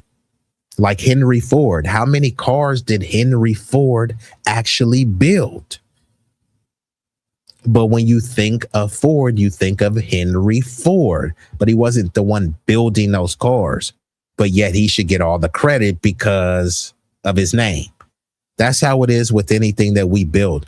Y'all didn't really build anything. Y'all was farm equipment and all this other stuff. Okay, cool. That's not a slight, because if we were just only farm equipment, which we are a lot more than that, why were you so lazy and pathetic that you couldn't do your own farm work?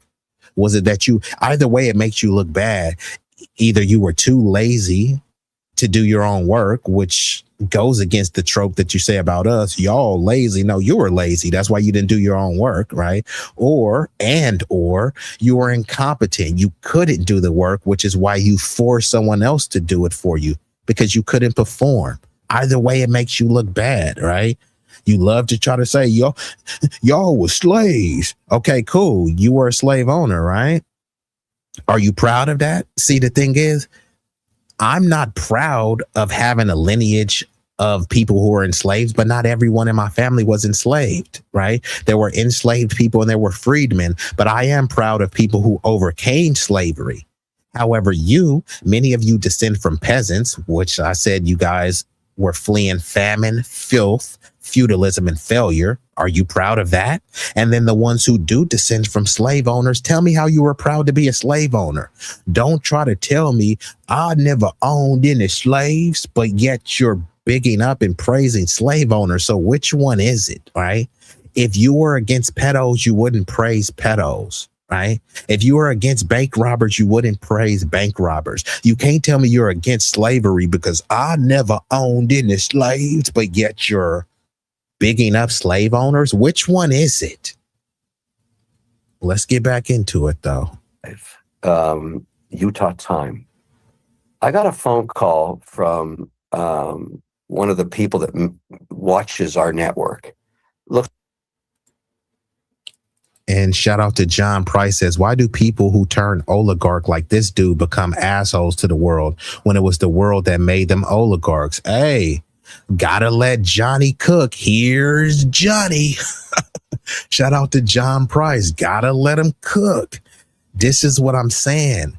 Bruh, we made you, and this is why I don't really have no respect for billionaires. No one needs to be a billionaire. Look at these old billionaires, bro, and they're just disgusting liars and lunatics. Look at someone like Tom Steyer, right? Tom Steyer is running to be the governor of California. He's a billionaire. And then he keeps talking about, hey, all these billionaires say that they're going to give their money away.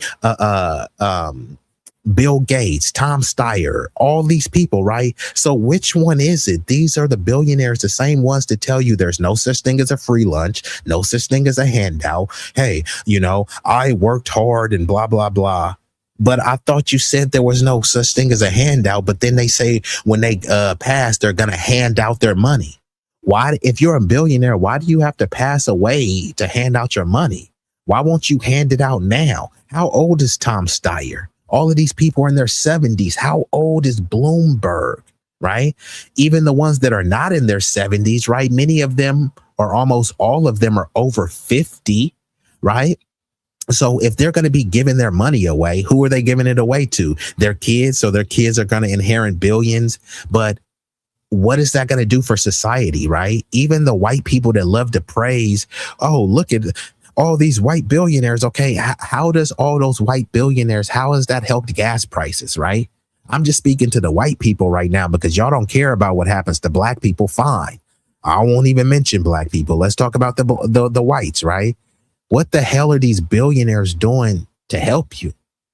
Elon Musk, we need more white babies. Okay, how does Elon Musk becoming a trillionaire help white people increase their birth rate? Elon Musk wants white babies, but he won't hire your white baby. He wants to hire some Pakistani H-1B visa because Trump thinks your white babies are too stupid, which is why he's saying that we need 600,000 plus Chinese students. You know what I mean? He didn't say we need 600,000 white, Nordic, Swedish students. He specifically said 600,000 Chinese students, right? How is that making America great again? Just saying, right? But back to John's point. The only reason why they were able to become billionaires is off the back of the people who they would call the rank and file, the proletariat. There's really no such thing as the middle class. It's the haves and the have-nots. The middle class was just a bit of an illusion of inclusion anyways.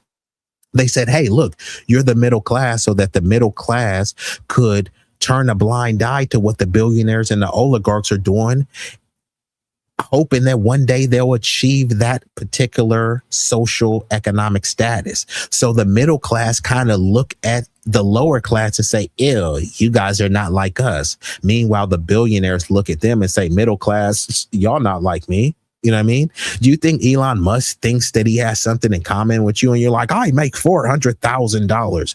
That's a great salary to make. That pales in comparison to what Elon, Jeff Bezos, and Kevin O'Leary makes. Do you think they would be content with that? Do they think they would look at you and say, you make $400,000, so you're the same as me. You're in that same tax bracket as me, but you're bootlicking, butt kissing for the billionaires. Meanwhile, they're destabilizing the country. Meanwhile, they're making it so there won't be an influx of white babies born, which is why they keep bringing over immigrants, which is why there's open borders, because many of those immigrants will be folded into whiteness. So this is how they're going to address the birthright crisis, right? By bringing a bunch of undocumented people whose first order of business is to pop out a baby, which is why they call them anchor babies. Those babies will anchor them here in American society. And then they'll say, okay, cool. If they have the complexion for the protection, those babies will be considered white. And the ones that are not dark, okay, they'll be considered people of color and minorities. So, you know, we can allocate resources to them, you know, and put them above the blacks. That's what these people are being brought over here for, among other things, but it is to solve a birthright crisis, right? But then again,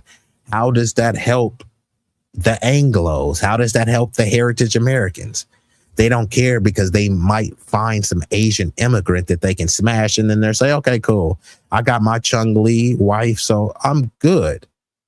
But again, how does that help white people? That helped you in your individual situation. It doesn't help the collective. It's not designed to help the collective. And all they're going to do is find some other little issue with black people for you to be outraged about. It'll be 10 years later and they'll bring up George Floyd and BLM and people will still be triggered. But how many times do I have to repeat and reiterate? Gas in California is over $6. You can't blame that on BLM. The homeless crisis, right? Gavin Newsom, a white dude, mismanaged over $24 billion in homeless funding. Who raised them? Whose culture is that? And you said, I got a segment perfect for this segment. I may have to come back to it, Roger, because I'm going to have to start speeding through this because I do have to get up out of here. I got a photo shoot to do for a softball game. And you said, why can't you speak like a civilized person, like Lost Owl? If you want to come up here and have a discussion or a debate, if you want to have a discussion, you'll be outclassed intellectually. And if you want to have a debate, then you can get obliterated, right? But you're not just going to be able to just troll in the chat. So if you leave another comment, it better be a comment to say drop the link. I don't have much time, but I will drop the link and you can get destroyed. Lost Owl, maybe you're lost. That's why you're in the stream. You got lost. So go ahead and fly away, bruh. Because intellectually, you're not formidable enough to challenge me. For abnormalities. And he said, there's something going on here, something very unusual on Instagram and on Twitter, which is now X. And I said, what do you mean? He said, the spiking of a bunch of IP addresses that we don't know.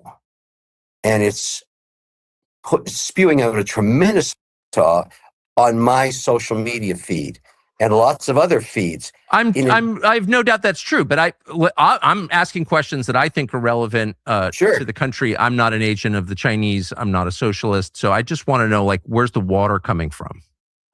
Because water, as you know, is one of the most contested resources in the West. No, that's right. That's right.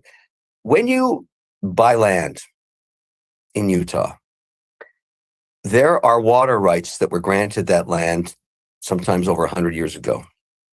You have to apply for a permit, a usage permit for that water. So if it was once used for one purpose and you want to change the purpose to industrial, let's say in the case of a data center or power generation, you have to apply for the permit. Usually what happens, if it was grazing and it was 100% you could use, they may change that and knock it down by 40% to 60%. But there's water already on that property, already being used right now. We're just repurposing that water for a different purpose. It's not like we're going to draw water from somewhere else. We couldn't use the land if it had no water. We couldn't even have a toilet in the men's room if we didn't have any water. So would you be using more water than, say, a sugar beet farmer would? No, actually, probably not. It depends. Here's, Tucker, the way it works is, let's say your prime tenant is Google. They come along. So look at the exposure, right? No, actually, probably not. Once you say probably, he doesn't know, right? So why is he pretending like he definitively knows the answer? Oh, no, we won't be using that much water. Well, we probably won't be using that much water. Huh? That's like if your girlfriend asked, hey, did you cheat on me? No, I didn't cheat on you. I probably didn't cheat on you. Girl, I probably didn't cheat. I probably didn't stick my penis in some other woman's vagina. Probably, huh? Like, what the hell are you talking about? This is supposed to be the high IQ. Our generation, you have to apply for the permit.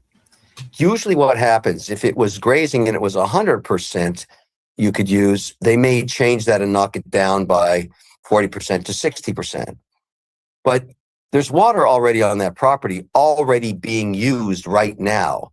We're just repurposing that water for a different purpose. It's not like we're going to draw water from somewhere else. We couldn't use the land if it had no water. We couldn't even have a toilet in the men's room if we didn't have any water. So would you be using more water than, say, a sugar beet farmer would? No, actually, probably not. It depends. Here's, Tucker, the way it works is, let's say your prime tenant is Google.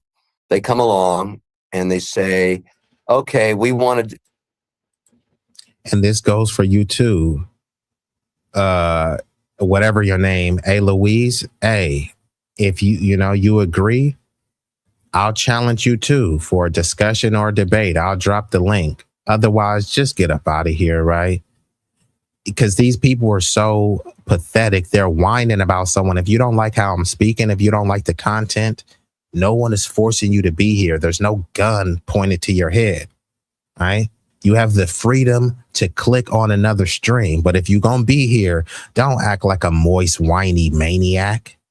You are not intellectually formidable enough to challenge me. However, if you do want to challenge me, I will entertain you and you'll get destroyed publicly.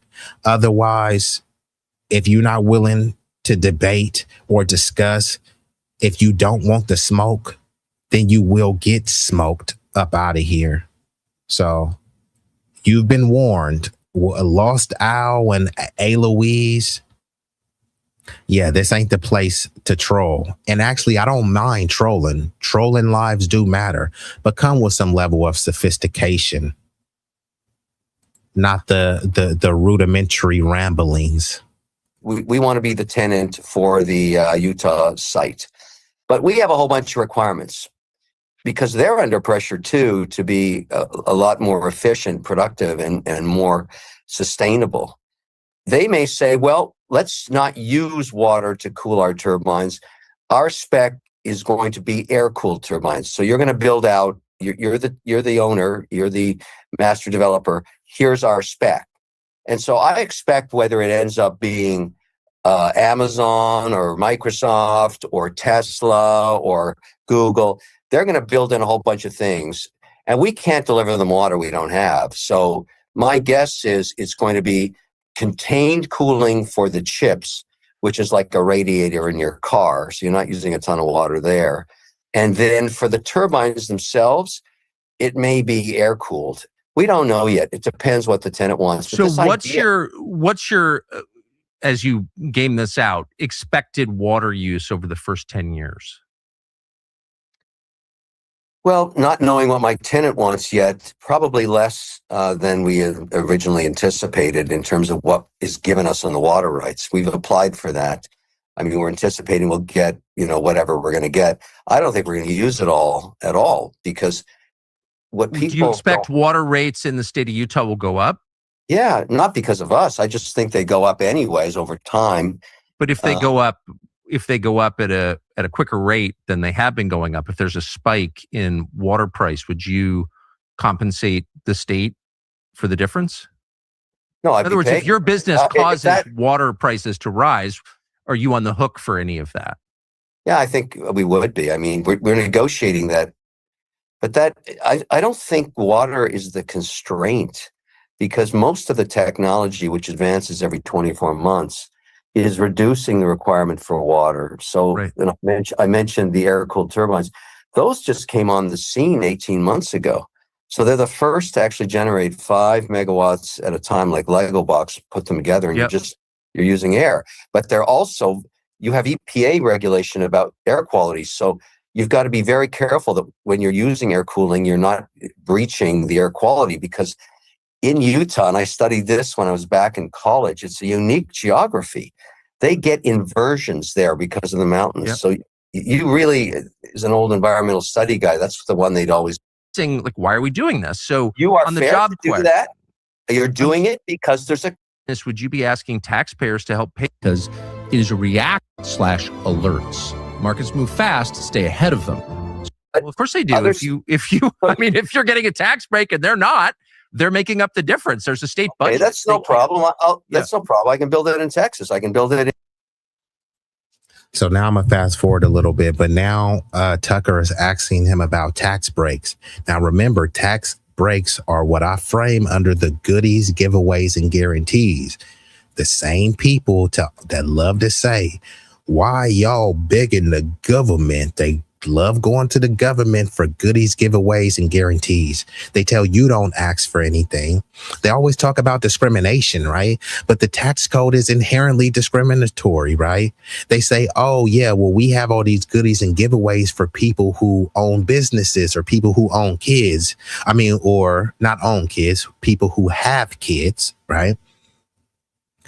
That's discriminatory. But it's not framed as that way, right? Because don't you want to help the kids? Yeah, I do want to help the kids. But what if someone is trying to get their life started so they could have a kid? They don't want to just be reckless and have a kid out of wedlock. They want to be able to have a solid footing before they start a family, right? Shut up, pull yourselves up by your bootstraps and figure it out. But if some chick was a reckless thought and a baby mama because she got 3 or 4 kids, then we got to protect them babies. So there's a tax write-off for her. And I'm not saying she shouldn't get one. But what about the guy or the gal that's working extremely hard but don't have no kids? They eventually want to have kids in the future and have a house with a white picket fence. There's no tax breaks for them. In fact, they're being taxed at a higher rate or even a similar rate as someone like Jeff Bezos. Jeff Bezos, well, he didn't earn any income. but he's a billionaire, so he didn't have to pay taxes based on some tax loophole. Somebody working at Chipotle that's not even making 30K has to pay a bunch in taxes, but they also make enough so that, oops, you're not eligible for the earned income tax credit. Oh, and also you don't have kids, so you're not eligible for that tax credit. So, but then you turn around and a billionaire who's already wealthy several times over gets a bunch of handouts, goodies, and giveaways in the forms of tax subsidies, right? And this is framed as meritocratic, right? This is framed as, this is America. Okay. In Jacksonville, Mississippi. But why, if it's such a good business, would you be asking taxpayers to help pay for it without giving them equity in the company? Are you giving taxpayers shares? No, the investors get the shares, but here's why they would do it. But why would the taxpayers have to? Well, I mean, in other words, if you want to start a business, but why am I, as a taxpayer, forced to pay for your business? I don't get it. Well, let's forget about data centers. Let's go any manufacturer. I have a photography business. I don't get no taxpayer funding, right? And people will say, nah, you shouldn't, right? But what if I get more taxpayer funding so that I can employ more people, right? This is what they always frame. Hey, government. Hey, big daddy government, give us money because we're going to create jobs. Okay, cool. Hey, government, give me money so I can create jobs. Stop begging the government. I'm just doing the same thing that Kevin O'Leary did. Oh, I don't have the complexion for the protection. Kevin O'Leary is asking the government for hundreds of millions and billions. I ain't asking for even $100,000. I can make it shake. I can make it pop with way less than that. And they saying we won't even give you the way less. I'm saying, just give me a little crumb. I'll make it pop with that crumb. They saying, no, you don't get the crumb. Meanwhile, he gets a whole entire cake and gets to tell you, stop begging. Why won't Kevin O'Leary and Elon Musk stop going to the government? They've already made enough money off the back of the people, but they just can't resist. Every friggin' election cycle, they're over here begging with their hands out each administration to give them something. Let's say you're going to build an aluminum sheet manufacturing facility. Mm-hmm. You go to the government there and say, look, this is going to huge capex huge capex expenditure. I'm going to hire 2,000 people. I'm going to build a community center. I'm going to pay a lot of tax on the profits in your state when I sell the aluminum. And I'm going to hire all these people who they will also pay tax. And we will build a school because our workers need a school. And. What can you give? Again, who are the people they're going to hire? Who are the people they're going to build a school for? It's going to be a school for undocumented immigrants, because that's who they're going to hire. They're not going to, their whole thing is to reap as many profits as they can. They reap profits by cheap labor, by undocumented labor, by prison labor. You're only going to get prison labor if people are in prison. You're only going to get undocumented labor if there's an influx of undocumented immigrants. So there's the frame that they're just doing the job that no one wants to do. Is like, no, they're working at a rate that no one wants to work at. It's almost, because this does happen, with the ladies of the night and the red light district, right? There's some undocumented immigrants and they may be selling their cooch for $40. And then there's a native born American that's saying, no, my cooch is worth $400, right? It doesn't mean that the $40 cooch is better, but it is a better deal. And then people start thinking, well, for $40 a pop, you know what I mean? I can get 3 go-arounds and it still will be cheaper than, buying some native born cooch here. That's what they do with the workers too. Hey, man, I can get Jorge, Miguel, Ramiro, Mario, and Wadio for the same price as Brad and Benjamin. It's a numbers game. And these are the people that claim that they're America first. No, they're American capitalism first. And the American capitalism is the system, not necessarily Americans, because they don't care. They'll let Canadians, South Africans, Chinese, Pakistanis, anybody come over to live the American dream. The American dream isn't even about Americans anymore. It's about selling it to the global population so that they can come over here and help make America great again, which is help make shareholders rich again. That's all it means. This ain't about protecting white babies and Christian morality. You think Kevin O'Leary cares about that? Me to incentivize me versus the state right beside you, which is willing to give me an incentive package. No, I understand. I understand that you're gaming a system in place. You didn't come up with this, but No, I'm just trying to understand. So the trade typically is jobs, okay? But these projects don't actually. Well, no, it's also jobs and taxes because you're going to and taxes. Yeah, but then you're getting a tax break, so that doesn't really make any sense. Only up front, Tucker, welcome to America, buddy. This is how it's gone on for 200 years. Okay, Different well, states. I don't. So there he goes again. This is how it's gone on for 200 years. Well, people have been forcibly penetrating people for 200 years, right? People have been prostituting and selling cooch for 200 years. Enslavement has been going on for over 200 years. So he's just framing, oh, this is how it went on for 200 years. So it should continue going on like that, unchallenged, unscrutinized, you know what I mean? And he's on the same, don't hate the player, hate the game. Well, I get it, right? Don't hate the player who's just operating in the system of the game. Hey, I didn't create the game. I'm just a player in the game, right? I'm just a pawn on the chessboard. I get that, right? But when the player knows that the game is corrupt, and then you're championing for the game to stay corrupt so that you can continue winning in this corrupt system, then it's not about don't hate the player, hate the game. No, the player is leading to the corruption and the degradation of the game by allowing this corruption to go on. He's framing this corruption as good. It's just a part of the game. You know what I mean? Like fouls are a part of the game, but fouls get penalized. What he's advocating for is for fouling and just say fouls are part of the game. Yeah, they are part of the game, but that's why fouls are part of the game, but also blowing the whistle and getting a free throw is a part of the game. But he's not advocating for any free throws. He's advocating for let us foul because fouling has been going on for 200 years. And it's like, this is how the game is played. No, the game is played by regulation. So if you commit a foul, you get penalized, which is why you send someone to the line. Who's penalizing these people, right? He's just saying this is just how the game is played. Yeah, we know how it's played, but we're saying it shouldn't be played like this. That's the whole point. And like I said, this is the high IQ, allegedly. What about data centers? Let's go any manufacturing. Let's say you're going to build an aluminum sheet manufacturing facility. Mm-hmm. You go to the government there and say, look, this is going to huge CapEx huge CapEx expenditure. I'm going to hire 2,000 people. I'm going to build a community center. I'm going to pay a lot of tax on the profits in your state when I sell the aluminum. And I'm going to hire all these people who they will also pay tax. And we will build a school because our workers need a school. And.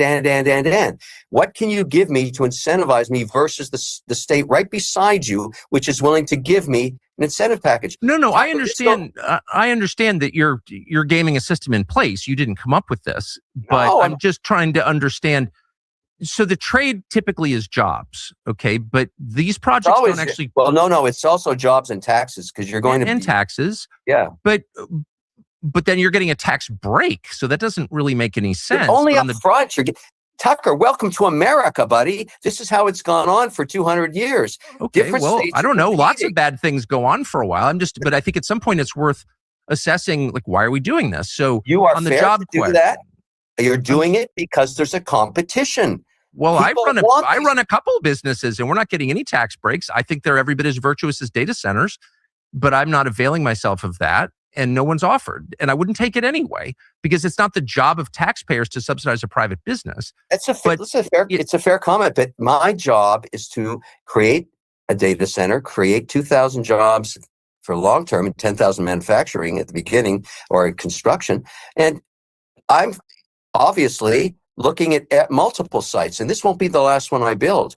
May I ask, 2,000 jobs? Okay, so relative to the physical size of the project, which, as you noted, is multiple times the size of Manhattan, and the power draw at peak, this data center, your projections, will consume about as much energy as New York City does. But New York City provides almost 5 million jobs, and this project, by your own description, would provide about 2,000 jobs. I don't see the trade here. You definitely got that calculation wrong. By building a data center that trains AI, that provides productivity to the entire nation, we create millions of jobs, high-paying jobs. So AI is going to create jobs? Yes. I thought it was going to eliminate jobs, net. Just think about the new technologies we don't even know yet that are going to be built off AI. Everybody thinks when television. So now he's talking about some shoulda, coulda, woulda. AI is going to do this. This is all a prediction, a prognostication. They can't say this definitively. This is an estimate, right? It's almost like sports betting, right? Hey, how much you estimate LeBron James is going to score tonight? How much you estimate Shai Gilgeous is going to score tonight? Maybe 20, right? That's an estimate. Maybe 30. He can't definitively say, so he's just kind of winging it and guessing. And this is essentially, trust me, bro. But I'm about to get ready to shut it down pretty soon. And Timeless was on it, talking out his head. This is what I'm saying. This is what I called bloviating billionaire babble. He's just a billionaire and he's just babbling, and then he's going to fall back on how successful he is, right? I'm a billionaire. Look at all the business. Look at all the money I made. So you're supposed to bend the knee and think that what he says is just intellectually so astute. But no, he's just kind of rambling and babbling incoherently. He's not answering these questions straight up.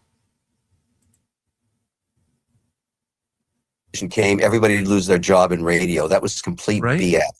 And the same thing is going to happen here. Everybody's hysteria about losing jobs, making hamburgers or flipping them, being replaced by a robot, that's probably true. But all kinds of new technology will become available over time, including in medical science and biology and all kinds of things where the models can be used. I'm extremely optimistic. What I'm doing is creating a whole new opportunity for my children. What kinds of jobs? Well, I mean, again, some of this, of course, is unknowable, and I want to be as fair as I can be because I'm grateful that you're willing to talk about it so openly. But you just said this will create AI will create millions of new jobs. You're part of the basis of AI. You can't have AI without data centers, at least right now. So what are those millions of jobs? Because we can go through the list that the creators, the people who actually are making AI right now, developing it, we can go through a list of jobs they say it's going to eliminate, which would be like lawyers and financial planners and like the basis of upper middle class America. That's going away. They've said this. What will it be replaced by? It'll be replaced by new science opportunities, new exploration into space, new manufacturing for robotics, for defense as well. Wars in the future probably aren't going to be fought with people getting shot in the flesh. It'll be one set of robots against another. I think the drone technology. Now I'm going to rewind that back, and I'm probably just going to shut it down after this. But if y'all feeling the stream, I'll come back later and hit y'all with a double header. Now, Tucker asked a poignant and succinct question. Because Kevin is saying, oh, yeah, it's a pie in the sky type propaganda to say that AI is going to eliminate all these jobs. In fact, AI is going to create more jobs. Then he gives this rambling babble, right? This incoherent answer that truly didn't direct answer the question. Now, Tucker is talking about the middle class, because remember, I told you it's only the haves and the have-nots. The so-called middle class was just created as a buffer group so that they kind of cater, bootlick, and butt kiss the billionaires and oligarchs. And they say, I'm in the middle class. We're not like the lower class. You know what I mean? And meanwhile, the billionaires and millionaires are looking down at the middle class saying, yeah, y'all not like us, right? It's kind of like what my homie John talks about, the piss theory. You know what I mean? As long as someone has someone else to piss on, They don't mind, right? If the dominant society is pissing on them, they don't care because they have someone else to piss on to say, hey, I'm not just the one getting pissed on. I'm pissing on someone too. So I mean something, I'm part of the middle class. And they're trying to let y'all know, like, yeah, you not like us. You know what I mean? Let me rewind that back. And then, we're going to get into it. I'm extremely optimistic. What I'm doing is creating a whole new opportunity for my children. What kinds of jobs? Well, I mean, again, some of this, of course, is unknowable, and I want to be as fair as I can be because I'm grateful that you're willing to talk about it so openly. But you just said this will create AI will create millions of new jobs. You're part of the basis of AI. You can't have AI without data centers, at least right now.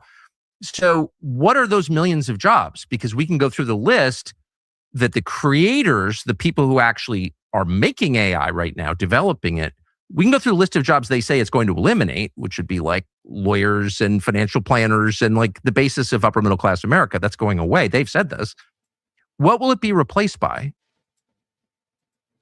So remember that question, what will it be replaced by? So he's talking about human lawyers. What will it be replaced by? He's talking about human financial planners. What will it be replaced by? Y'all have heard the hoopla about all of these jobs that AI will take away.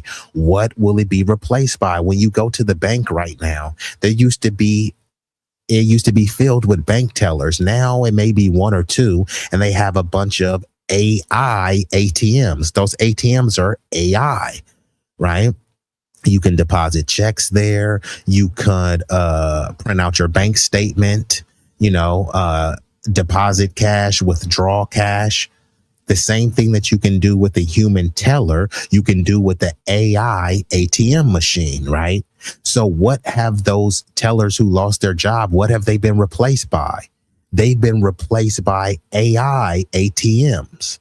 And Kevin O'Leary is trying to convince you that, hey, AI is going to create jobs. What AI jobs have they created for those bank tellers who lost their job?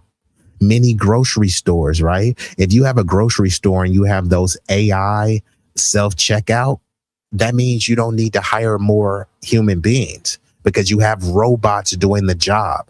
So you think that they're going to bring in a bunch of self-checkouts and then hire more humans?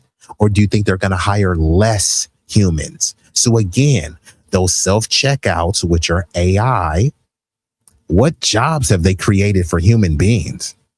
Kevin O'Leary is trying to convince you that no, AI is not taking jobs, they're creating jobs.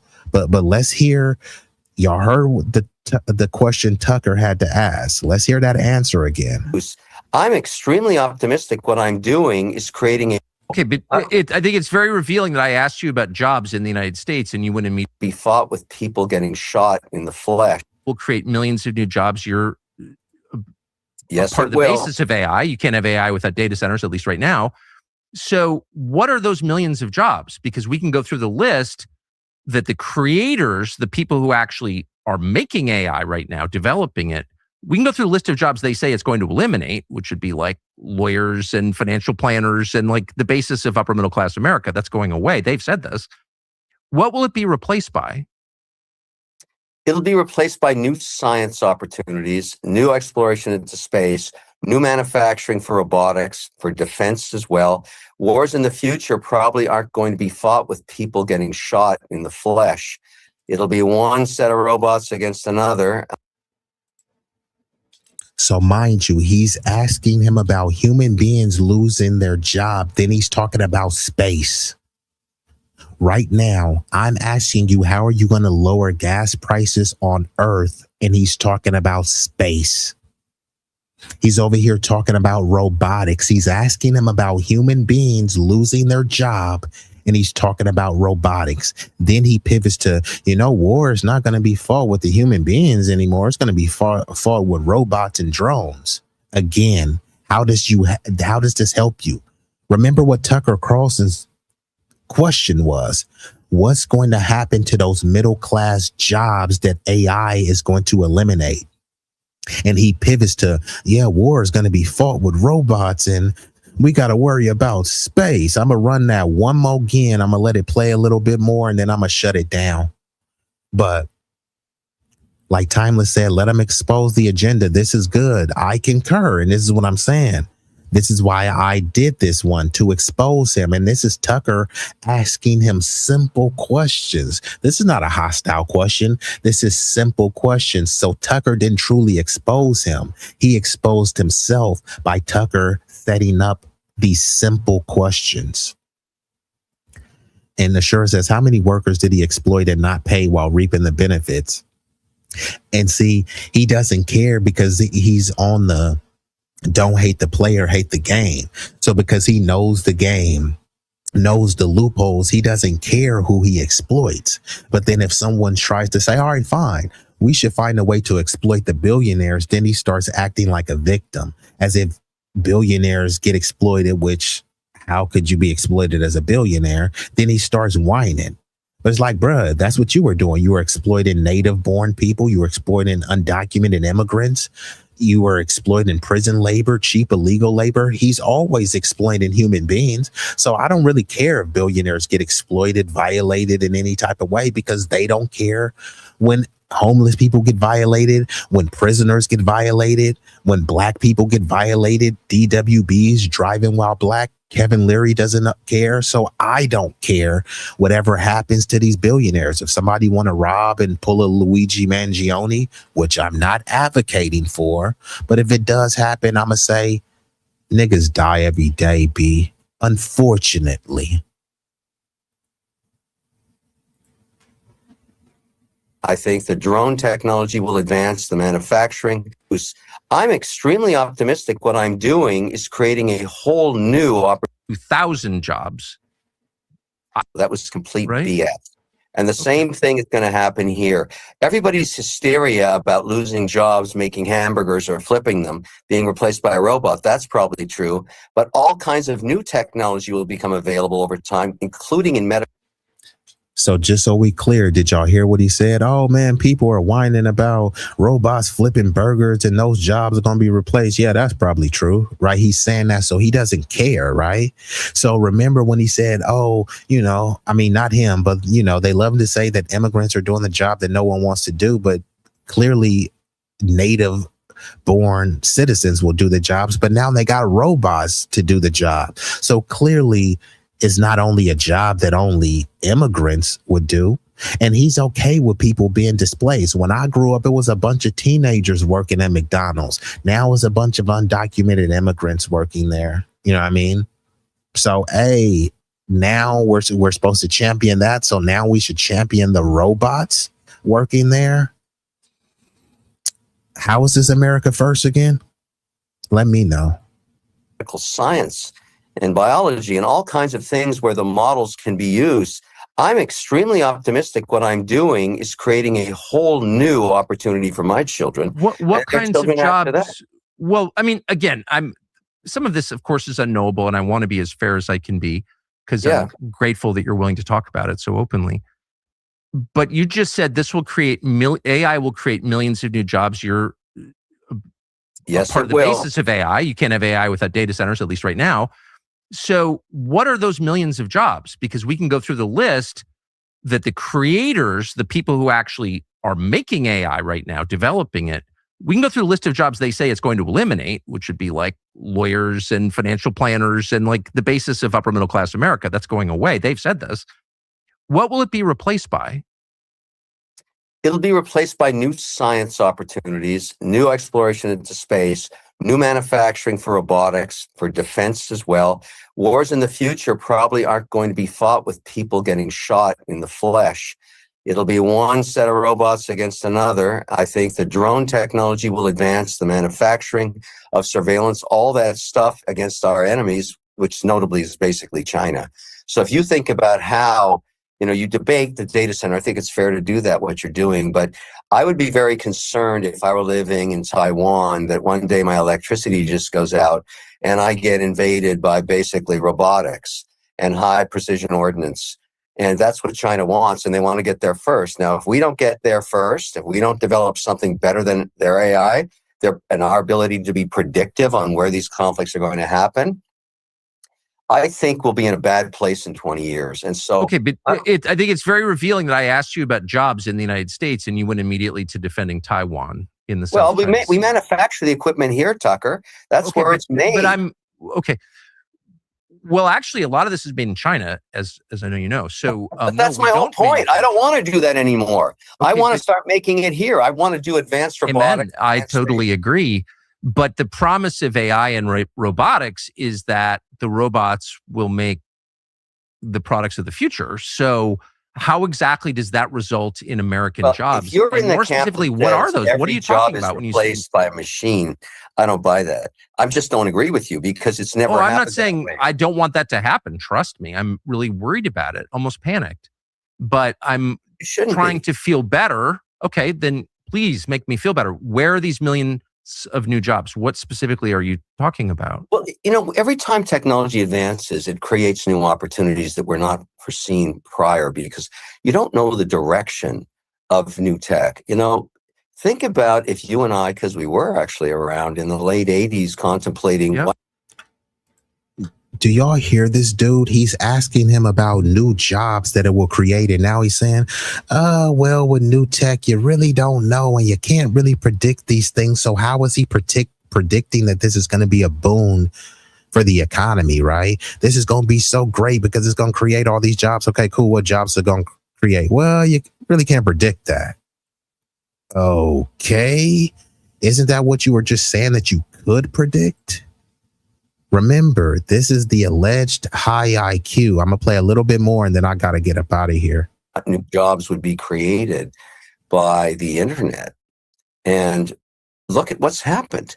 It's created millions of jobs and advanced all kinds of technologies and changed the way we live to the better. And I would say to you, the same angst we had, the same narrative that was going on in 1992 about how the internet is going to wipe out the economy and it's a bad thing and it's dangerous. Of course, people loathe change. That's the nature of how it is. Do you think that the United States is a happier country than it was in 1992? What? Define happy. What does that mean? I don't know. How about the suicide rate or the addiction rate or the life expectancy? Those are all upside down. Look, there's lots of social issues and there always has been. I would remind you though. But they've gotten worse at exactly the period in history that the internet was formed and then seemed to infuse every part of our lives. So if you were worried about the effect of the internet in 1992 on America, looking back from the vantage of 2026, you could say, yeah, I had good reason to be worried. Couldn't you? Or am I imagining that? You could say that it would have some effect on society, but let me remind you something. And I'm probably the right guy to make this comment because I spend a lot of time all around the world, investing all around the world. I don't care where you go, and I feel this way. And and I've really learned this over the last 20 years. What is the number one export of America? It's not energy and it's not technology. It's actually the American dream. For all its faults that America has, everybody I meet in every country, pretty well every single one, would like to figure out how they can get to America, start a business, and be part of the American dream. And I go to some pretty gnarly places where people are willing to risk their lives to go under a river with barbed wire to get in here. So until that changes, which I don't see ever happening, my only concern is China. They're the ones. If you could just be more precise. I mean, born here, I love this country. I'm not leaving, so I'm vested in the idea of the American dream. But I'd love to just define it more precisely before we discuss it. What is it? Okay, let's make it really basic. Let's go to Shark Tank. Those people that trot out in front of me and have done for almost 20 years with an idea to solve someone's problem that they'll get paid for, and 80% fail, but 20% make it. And it creates personal freedom for them because it was just an idea. I mean, I think of some of these things, wicked good cupcakes, set two women free for the rest of their lives, base paws, cat DNA testing, Anaskaya, a researcher that came up with this idea, walked away with 105 million cash 36 months later. That's the American dream, and I'm an ambassador for it. So it's freedom and opportunity, I think you just said. Is it fair to summarize? It's not about the greed of money. What I've learned is opportunity. It's opportunity, and I see it over and over again, and I'm an ambassador for it all around the world because of the fact that somehow magically this show, and you understand television better than anybody, this thing is on in 54 countries around the world. I can go anywhere and call up the leadership of any place and have a meeting with them because I'm just an ambassador of the American dream. That's pretty interesting. Well, it's a great thing, the American dream. If freedom and opportunity is what the American dream is, then, those are things worth dying for. Yes, I think. That's what people are doing. So the question is AI going to bring us freedom and opportunity? Because AI is the big bet that the entire American economy is making right now. And I want it to be a good bet more than anything. But I wonder if it's going to bring us freedom and opportunity. So let's just start with opportunity. The concern that people have is that their jobs, and not just their jobs, but their purpose for being alive, will be replaced by machines. To which you say, that's not true. Great things will happen. To which I said, okay, what are those great things? To which you talked about Shark Tank.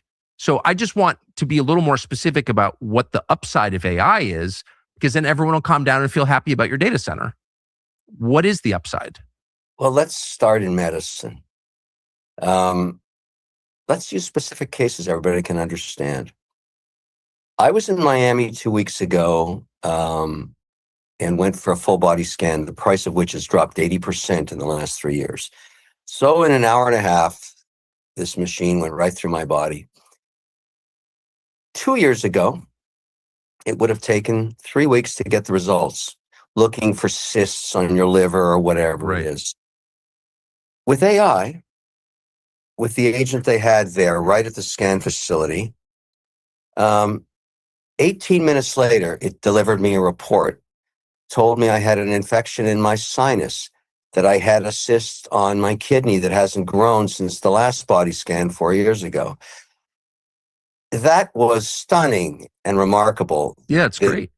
It is great. So that's one use case of something very, very important. And that's just medicine. And so if you think about all the things that this can do, including the arts and in music and film and everything, I think the use cases are going to be created by humans who find ways to use the tool. I view it, and maybe you don't agree, as simply a tool. Another example, because it's great. Here we go again, bro. It's just babbling on and on and on. Like, answer the damn question. Remember, these are the high IQs, bro. Why he can't answer the question straight up? He's trying to tell you that AI is good for you. So what if AI takes your job because there was a medical breakthrough that used AI? Come on, bruh. He said JFC is about him getting medical access. This is what I'm saying. It's always about them. So he's saying you should have an AI data center in your neighborhood because his doctor used AI to detect, some sort of ailment that he had. Great. That's a phenomenal breakthrough. If he loves AI so much, put it in his neighborhood. He doesn't want an AI data center in his neighborhood, but he wants to convince you that it's so good. So if it's so good, put it in your neighborhood then, bruh. You love it so much. They do the same thing with immigration. We love immigrants so much. Immigrants, they built the nation. Fine. Have some of those hardworking immigrants who built the nation in your neighborhood. Hell no. Send them where the blacks are. Huh? Thought you loved immigrants so much, right? I thought you loved AI so much. To tell people just examples. I've been a photographer my whole life, including a period when I was a professional commercial photographer and a cinematographer of the networks.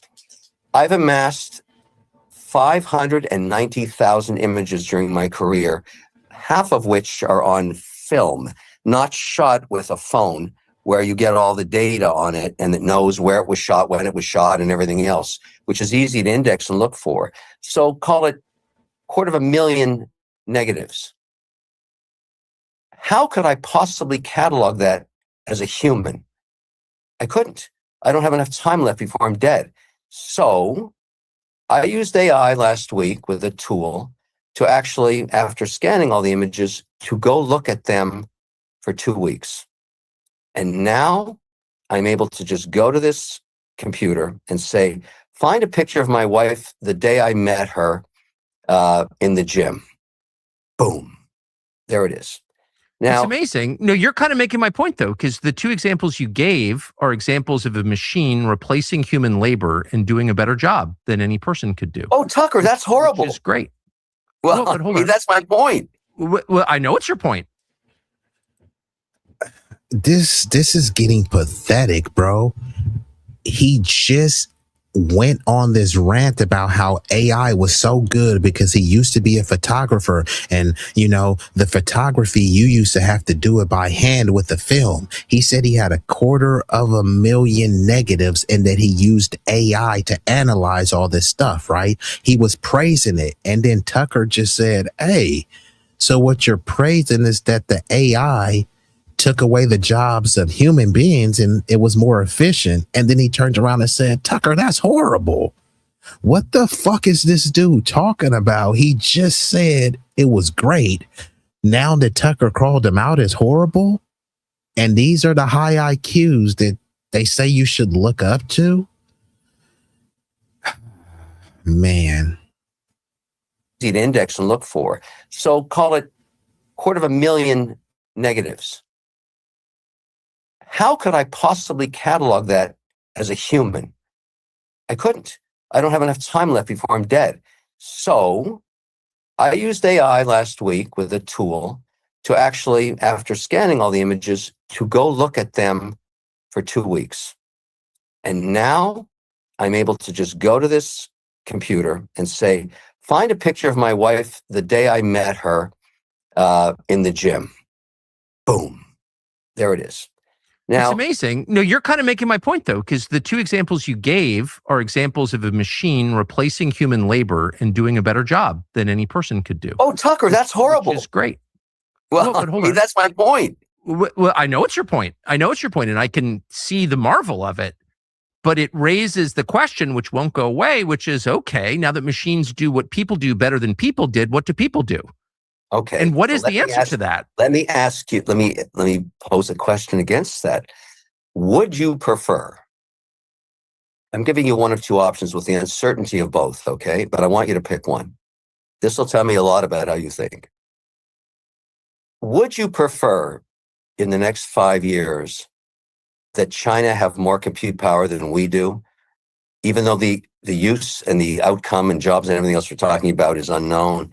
Or would you prefer the United States of America and their allies in North America had more compute power to develop AI? It depends. Whichever makes the United States happier, freer, and more prosperous, I guess, is the answer. Well, you know what the answer to that is? What do you think it is? I'm not sure that we know. I know that reducing this question to a competition between the United States and China is a very quick way to derail people from the core questions, which revolve around whether or not it's a good idea. So that's always kind of a red flag for me. China has more economic power now than the United States, probably has more military power. I didn't want either of those things to happen. I'm a little bitter at the American business community, which allowed them to happen, but they happened. So here we are. There's not much I can do about it.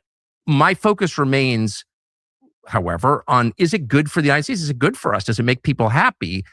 And I don't understand what people are going to do for a living if machines are going to be able to do most things that people currently do better than people do them. Like, what is the answer? And a lot of people are honest enough to say nothing. We're just the oligarchs are gonna send out checks to everybody, the bread and circuses, and everyone's just gonna kind of stay home and be obedient. But I don't know that is a good idea, and I don't know that it works. I think you're raising a great point. It's a wonderful debate, and it's certainly going on, but it's analogous to the narrative that must have been happening back when the Model T Ford rolled off the assembly line, and everybody that had a buggy looked at it and said, oh no, this is going to wipe me out and there'll be no work for me. That the American economy is very resilient as it develops new sectors. What happened after the Model T was rolled out? We had two big events in the, say, 40 years after that. We actually had... One was the First World War and one was the Second World War. The Industrial Revolution Like all technological change caused dramatic political and social change, which resulted in the biggest bloodletting in human history. So I'm like, it's worth thinking this stuff through. Like technological change forces social fair and enough, political but change. Yeah. unfortunately, capitalism and the freedom it provides is volatile. And it has lots of periods, including the Great Depression, where it taxes the people that support it. But it's still better than the alternative anywhere on earth, it seems, 200 years later. And so, you know, when you start looking at the American economy and the vol it's had, it's been unbelievable. But the system, with all its faults, and you're raising some good points, I agree with you. I'm just trying to think what's the alternative. And regarding AI and the ultimate issue around your job issue, and I think it's fair. I'm looking at it differently. I'm looking at it as insurance. I would prefer, even though the future is uncertain and the outcome, you know, and the end is always near, to quote Jim Morrison. I love that line in his song, Roadhouse Blues. The future is uncertain and the end is always near. Words I live by, but it's sort of, if you had to give me the two alternatives, let China do this first or us, I'll take us. And I'm part of that now. And in the controversy of it, we started our conversation. I've never seen a controversy like this. I've never seen attacks like this. I know you have, but I haven't experienced it. And I'm hiring. Well, I mean, if you take money from taxpayers, you should expect them to weigh in too and take their complaints seriously and not just dismiss them as agents. And you're right, but this has been going on. Incentives, state by state, in every sector, happen, even real estate. Not incentives. It's a forced transfer of wealth from taxpayers to people who are richer than taxpayers. So, like, no, they're not. Of course, they have you get a tax break to create 2,000 jobs, and the taxpayer wouldn't do it if it wasn't the long-term outcome. The taxpayer has no choice. The taxpayer. So there he goes. He keeps talking about these 2,000 jobs. I want everybody in the chat. What city are you in? What is the population of your city? 2,000 jobs. Okay, cool. That would be fine. But 2,000 jobs, is that going to save the city? Is 2,000 jobs helping the city, or is it helping a particular contingent of the city, right? These 2,000 jobs, are they going to go to the local economy, right? Hey, we're going to bring this business to your local city, right? And we're going to create new jobs. They always talk about creating new jobs. They never emphasize, and Tucker should have emphasized this, who's going to get those jobs. Many times they bring their own people who are outside of the community and sometimes from outside of the country. So they're going to bring an AI data center, hire a bunch of Chinese, Pakistani, and Indian H-1Bs. And somehow that's supposed to help your community because they created jobs and they're paying taxes. So there they go again. The GDP is booming, right? So because some shareholders are making money hand over fist on the stock market, somehow that's convinced you that it's helped your neighborhood, right? How, right?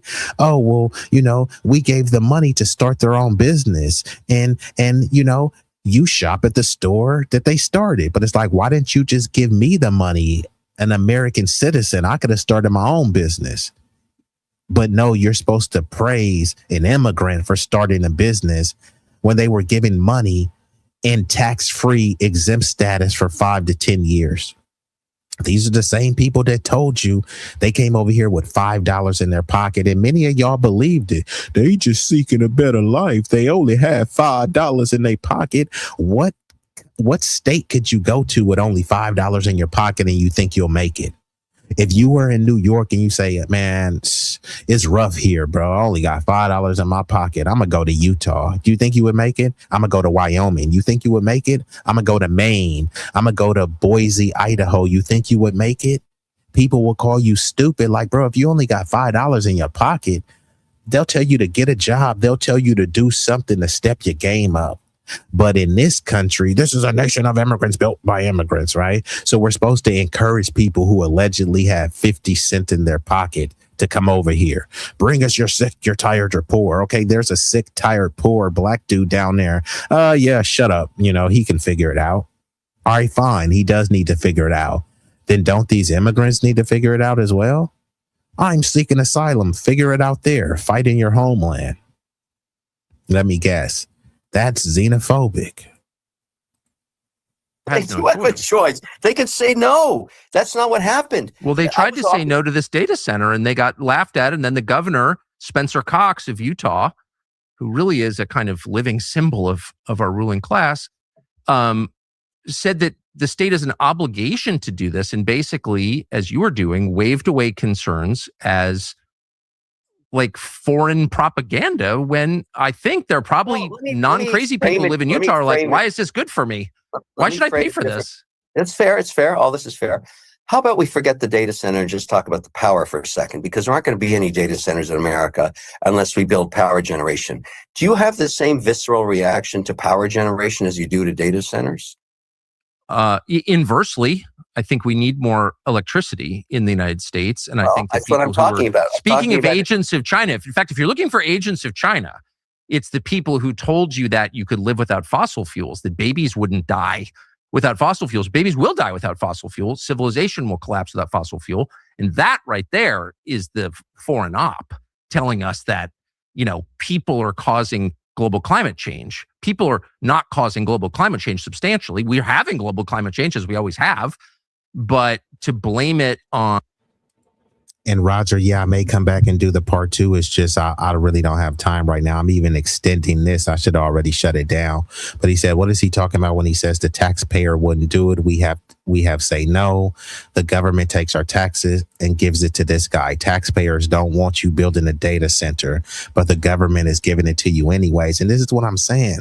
People always love to talk about a democracy and all this stuff. What is democratic about this? People are saying, bro, we don't want this here. And then he's trying to convince you that somehow it's going to be good to you because China is bad. Okay. The dude is running most of his data center with China made materials while telling you that China is the evil boogeyman. On natural gas is just a flat out lie, and a lot of rich Americans fell for that. So no, I'm strongly for energy. I'm just very concerned about replacing people, their purpose for living, which is to create, with machines. That seems like hell to me, literally hell.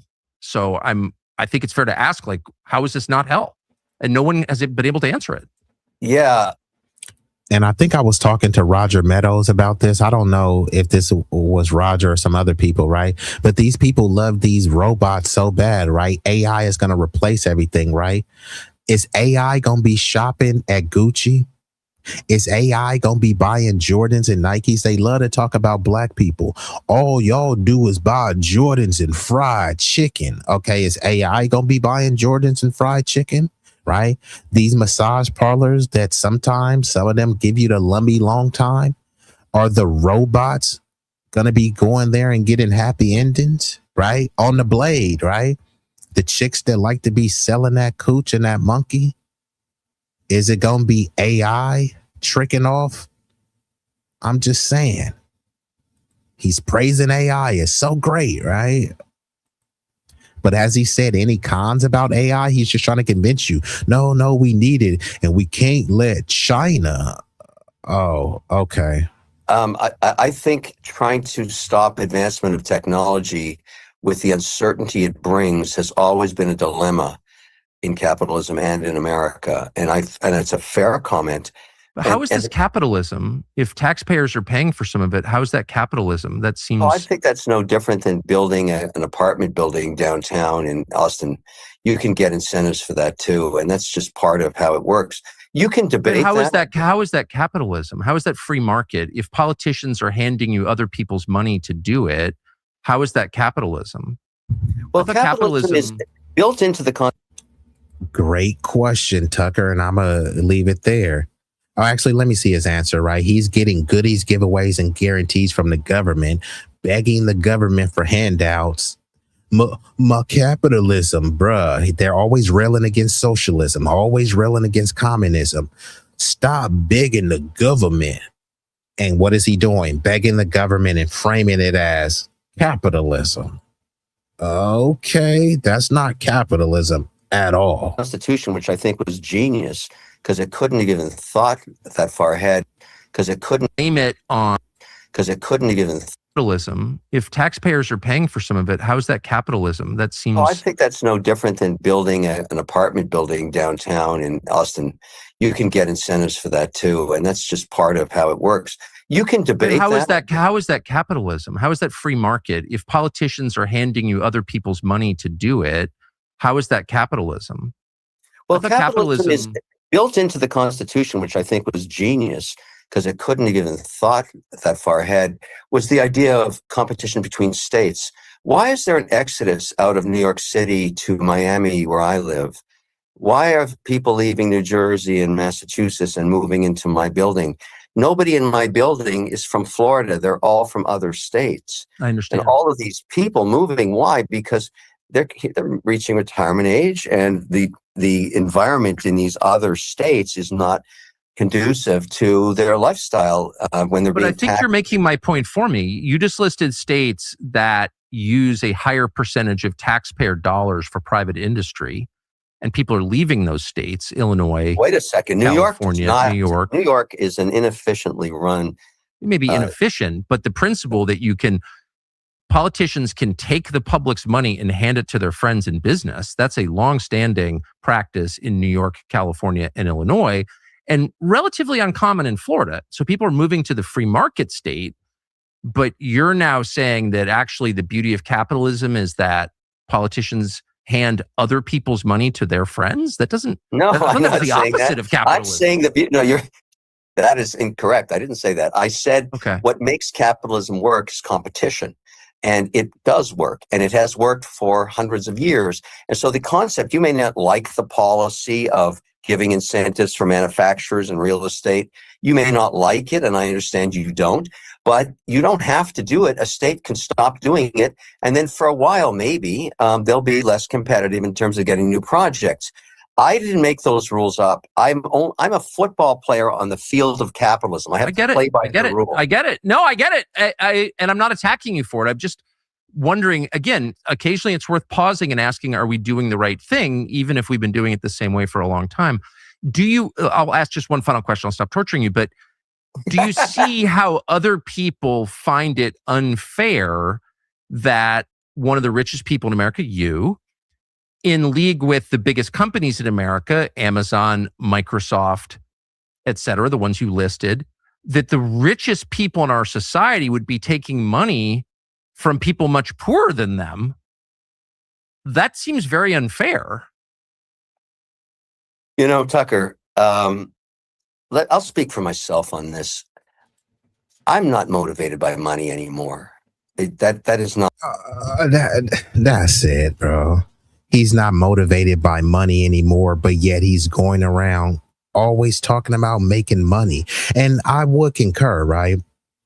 Once they make a certain level of money, I mean, you're a billionaire. Of course, he's not motivated by money anymore because he already has enough money.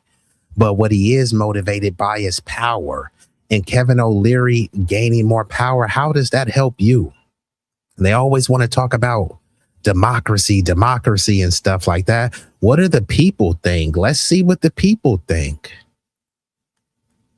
Irresponsible. Backlash as Utah approves the data center twice of Manhattan.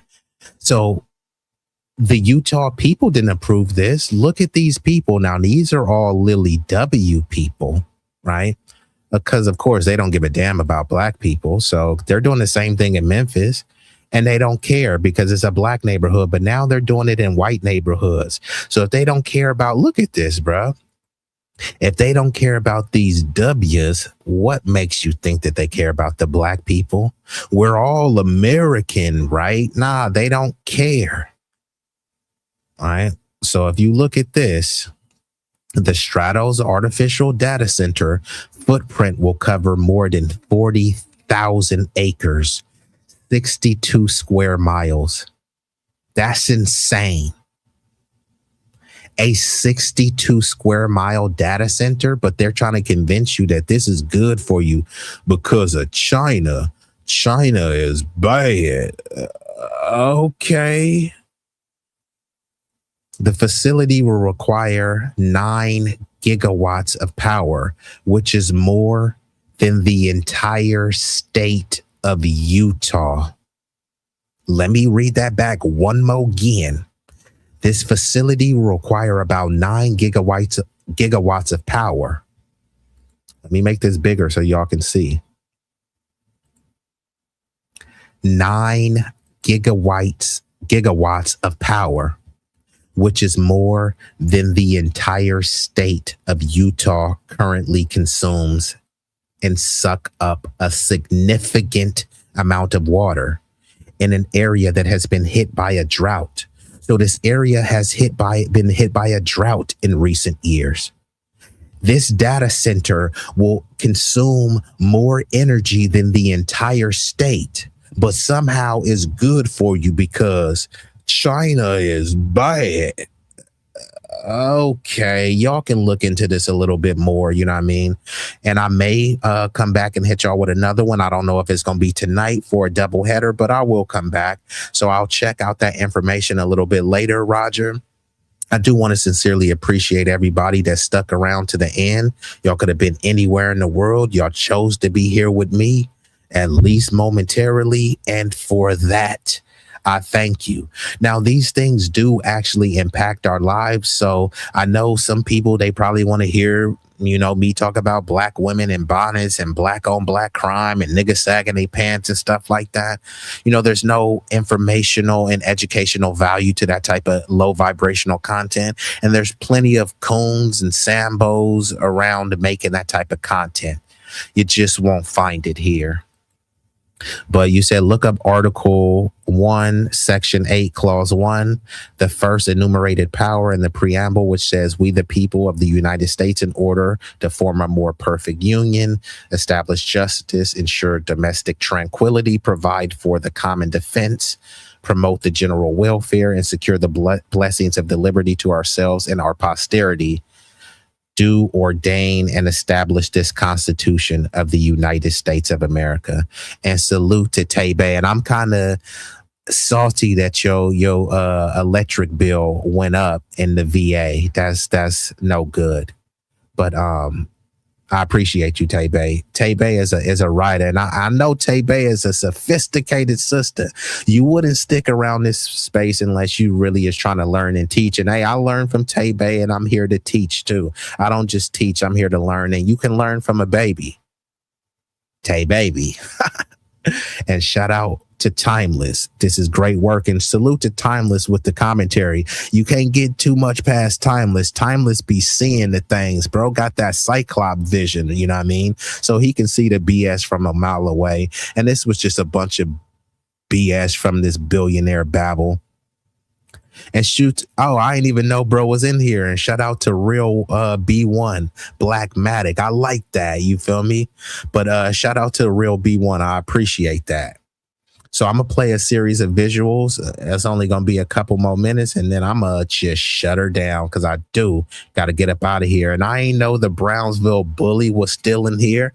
Cloudness 457 still up in here. Where Brooklyn at? Right here, Brownsville. What it did do? Let me hit y'all with these visuals, and I'm gonna be out of here. But if y'all feeling the stream, hey, share, leave a comment after the stream, and then I may come back and hit y'all with a double header. If not, then y'all can catch me tomorrow. So without further ado, yeah. Hey.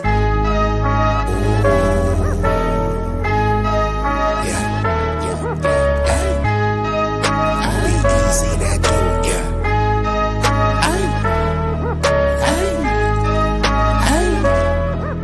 shit so hot it's burning up. Just go ahead and turn this up. I bring the pain like an aftermath of a car wreck. It's a lot of niggas that say they real. To me, that shit is far-fetched. Most of them cats is pussy.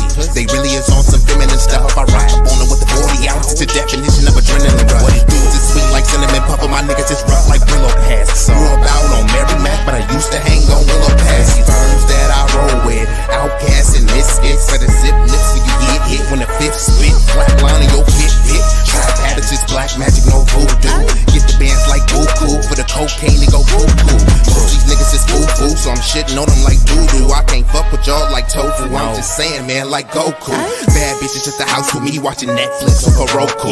Fuck them both at the same time, and I swear to God it was so cool. Street legend, real boss, I call shots cause I'm still saucy. I know some G's to the bike crack on Chirac and then fly back out to Milwaukee. When they hear me flow, they say I be burning up, burning up. Cookies to the drawer is what we burning up, burning up. What you ain't know, oh, we burning up, burning up. This shit so hot, it's burning up. Just go ahead and turn this up. When you hear me flow, say I be burning up, burning up. Cookies to the drawer is what we burning up, burning up.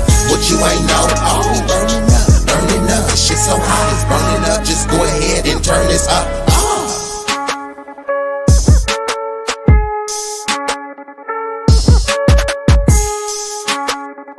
B-Eazy, B-Eazy, he is that dude. Ooh, he is that dude. That dude, B-Eazy, he is the one that you can call so he can get the job done. He about to reign supreme if you thought his run would soon end. He just getting started though, so go ahead and tune in. B-Eazy, B-Eazy, he is that dude. Ooh, ooh, ooh, ooh, he is that dude.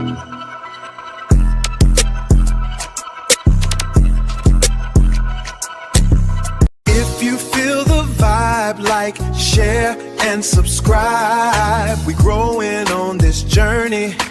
Come and take a ride. If you wanna slide with that dude, be easy. We going all the way to the top, believe me.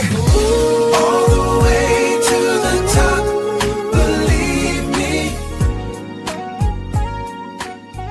Be easy, tell me how it feel. Ooh, tell me how it feel. To be real, to be real, to be really that dude. Be easy, be easy.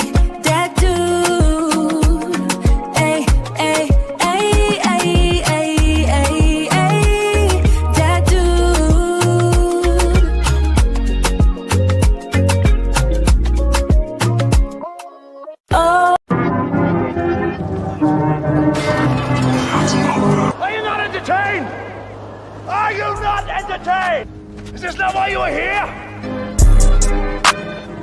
Follow. Be easy. You know you want to. Well, we're waiting.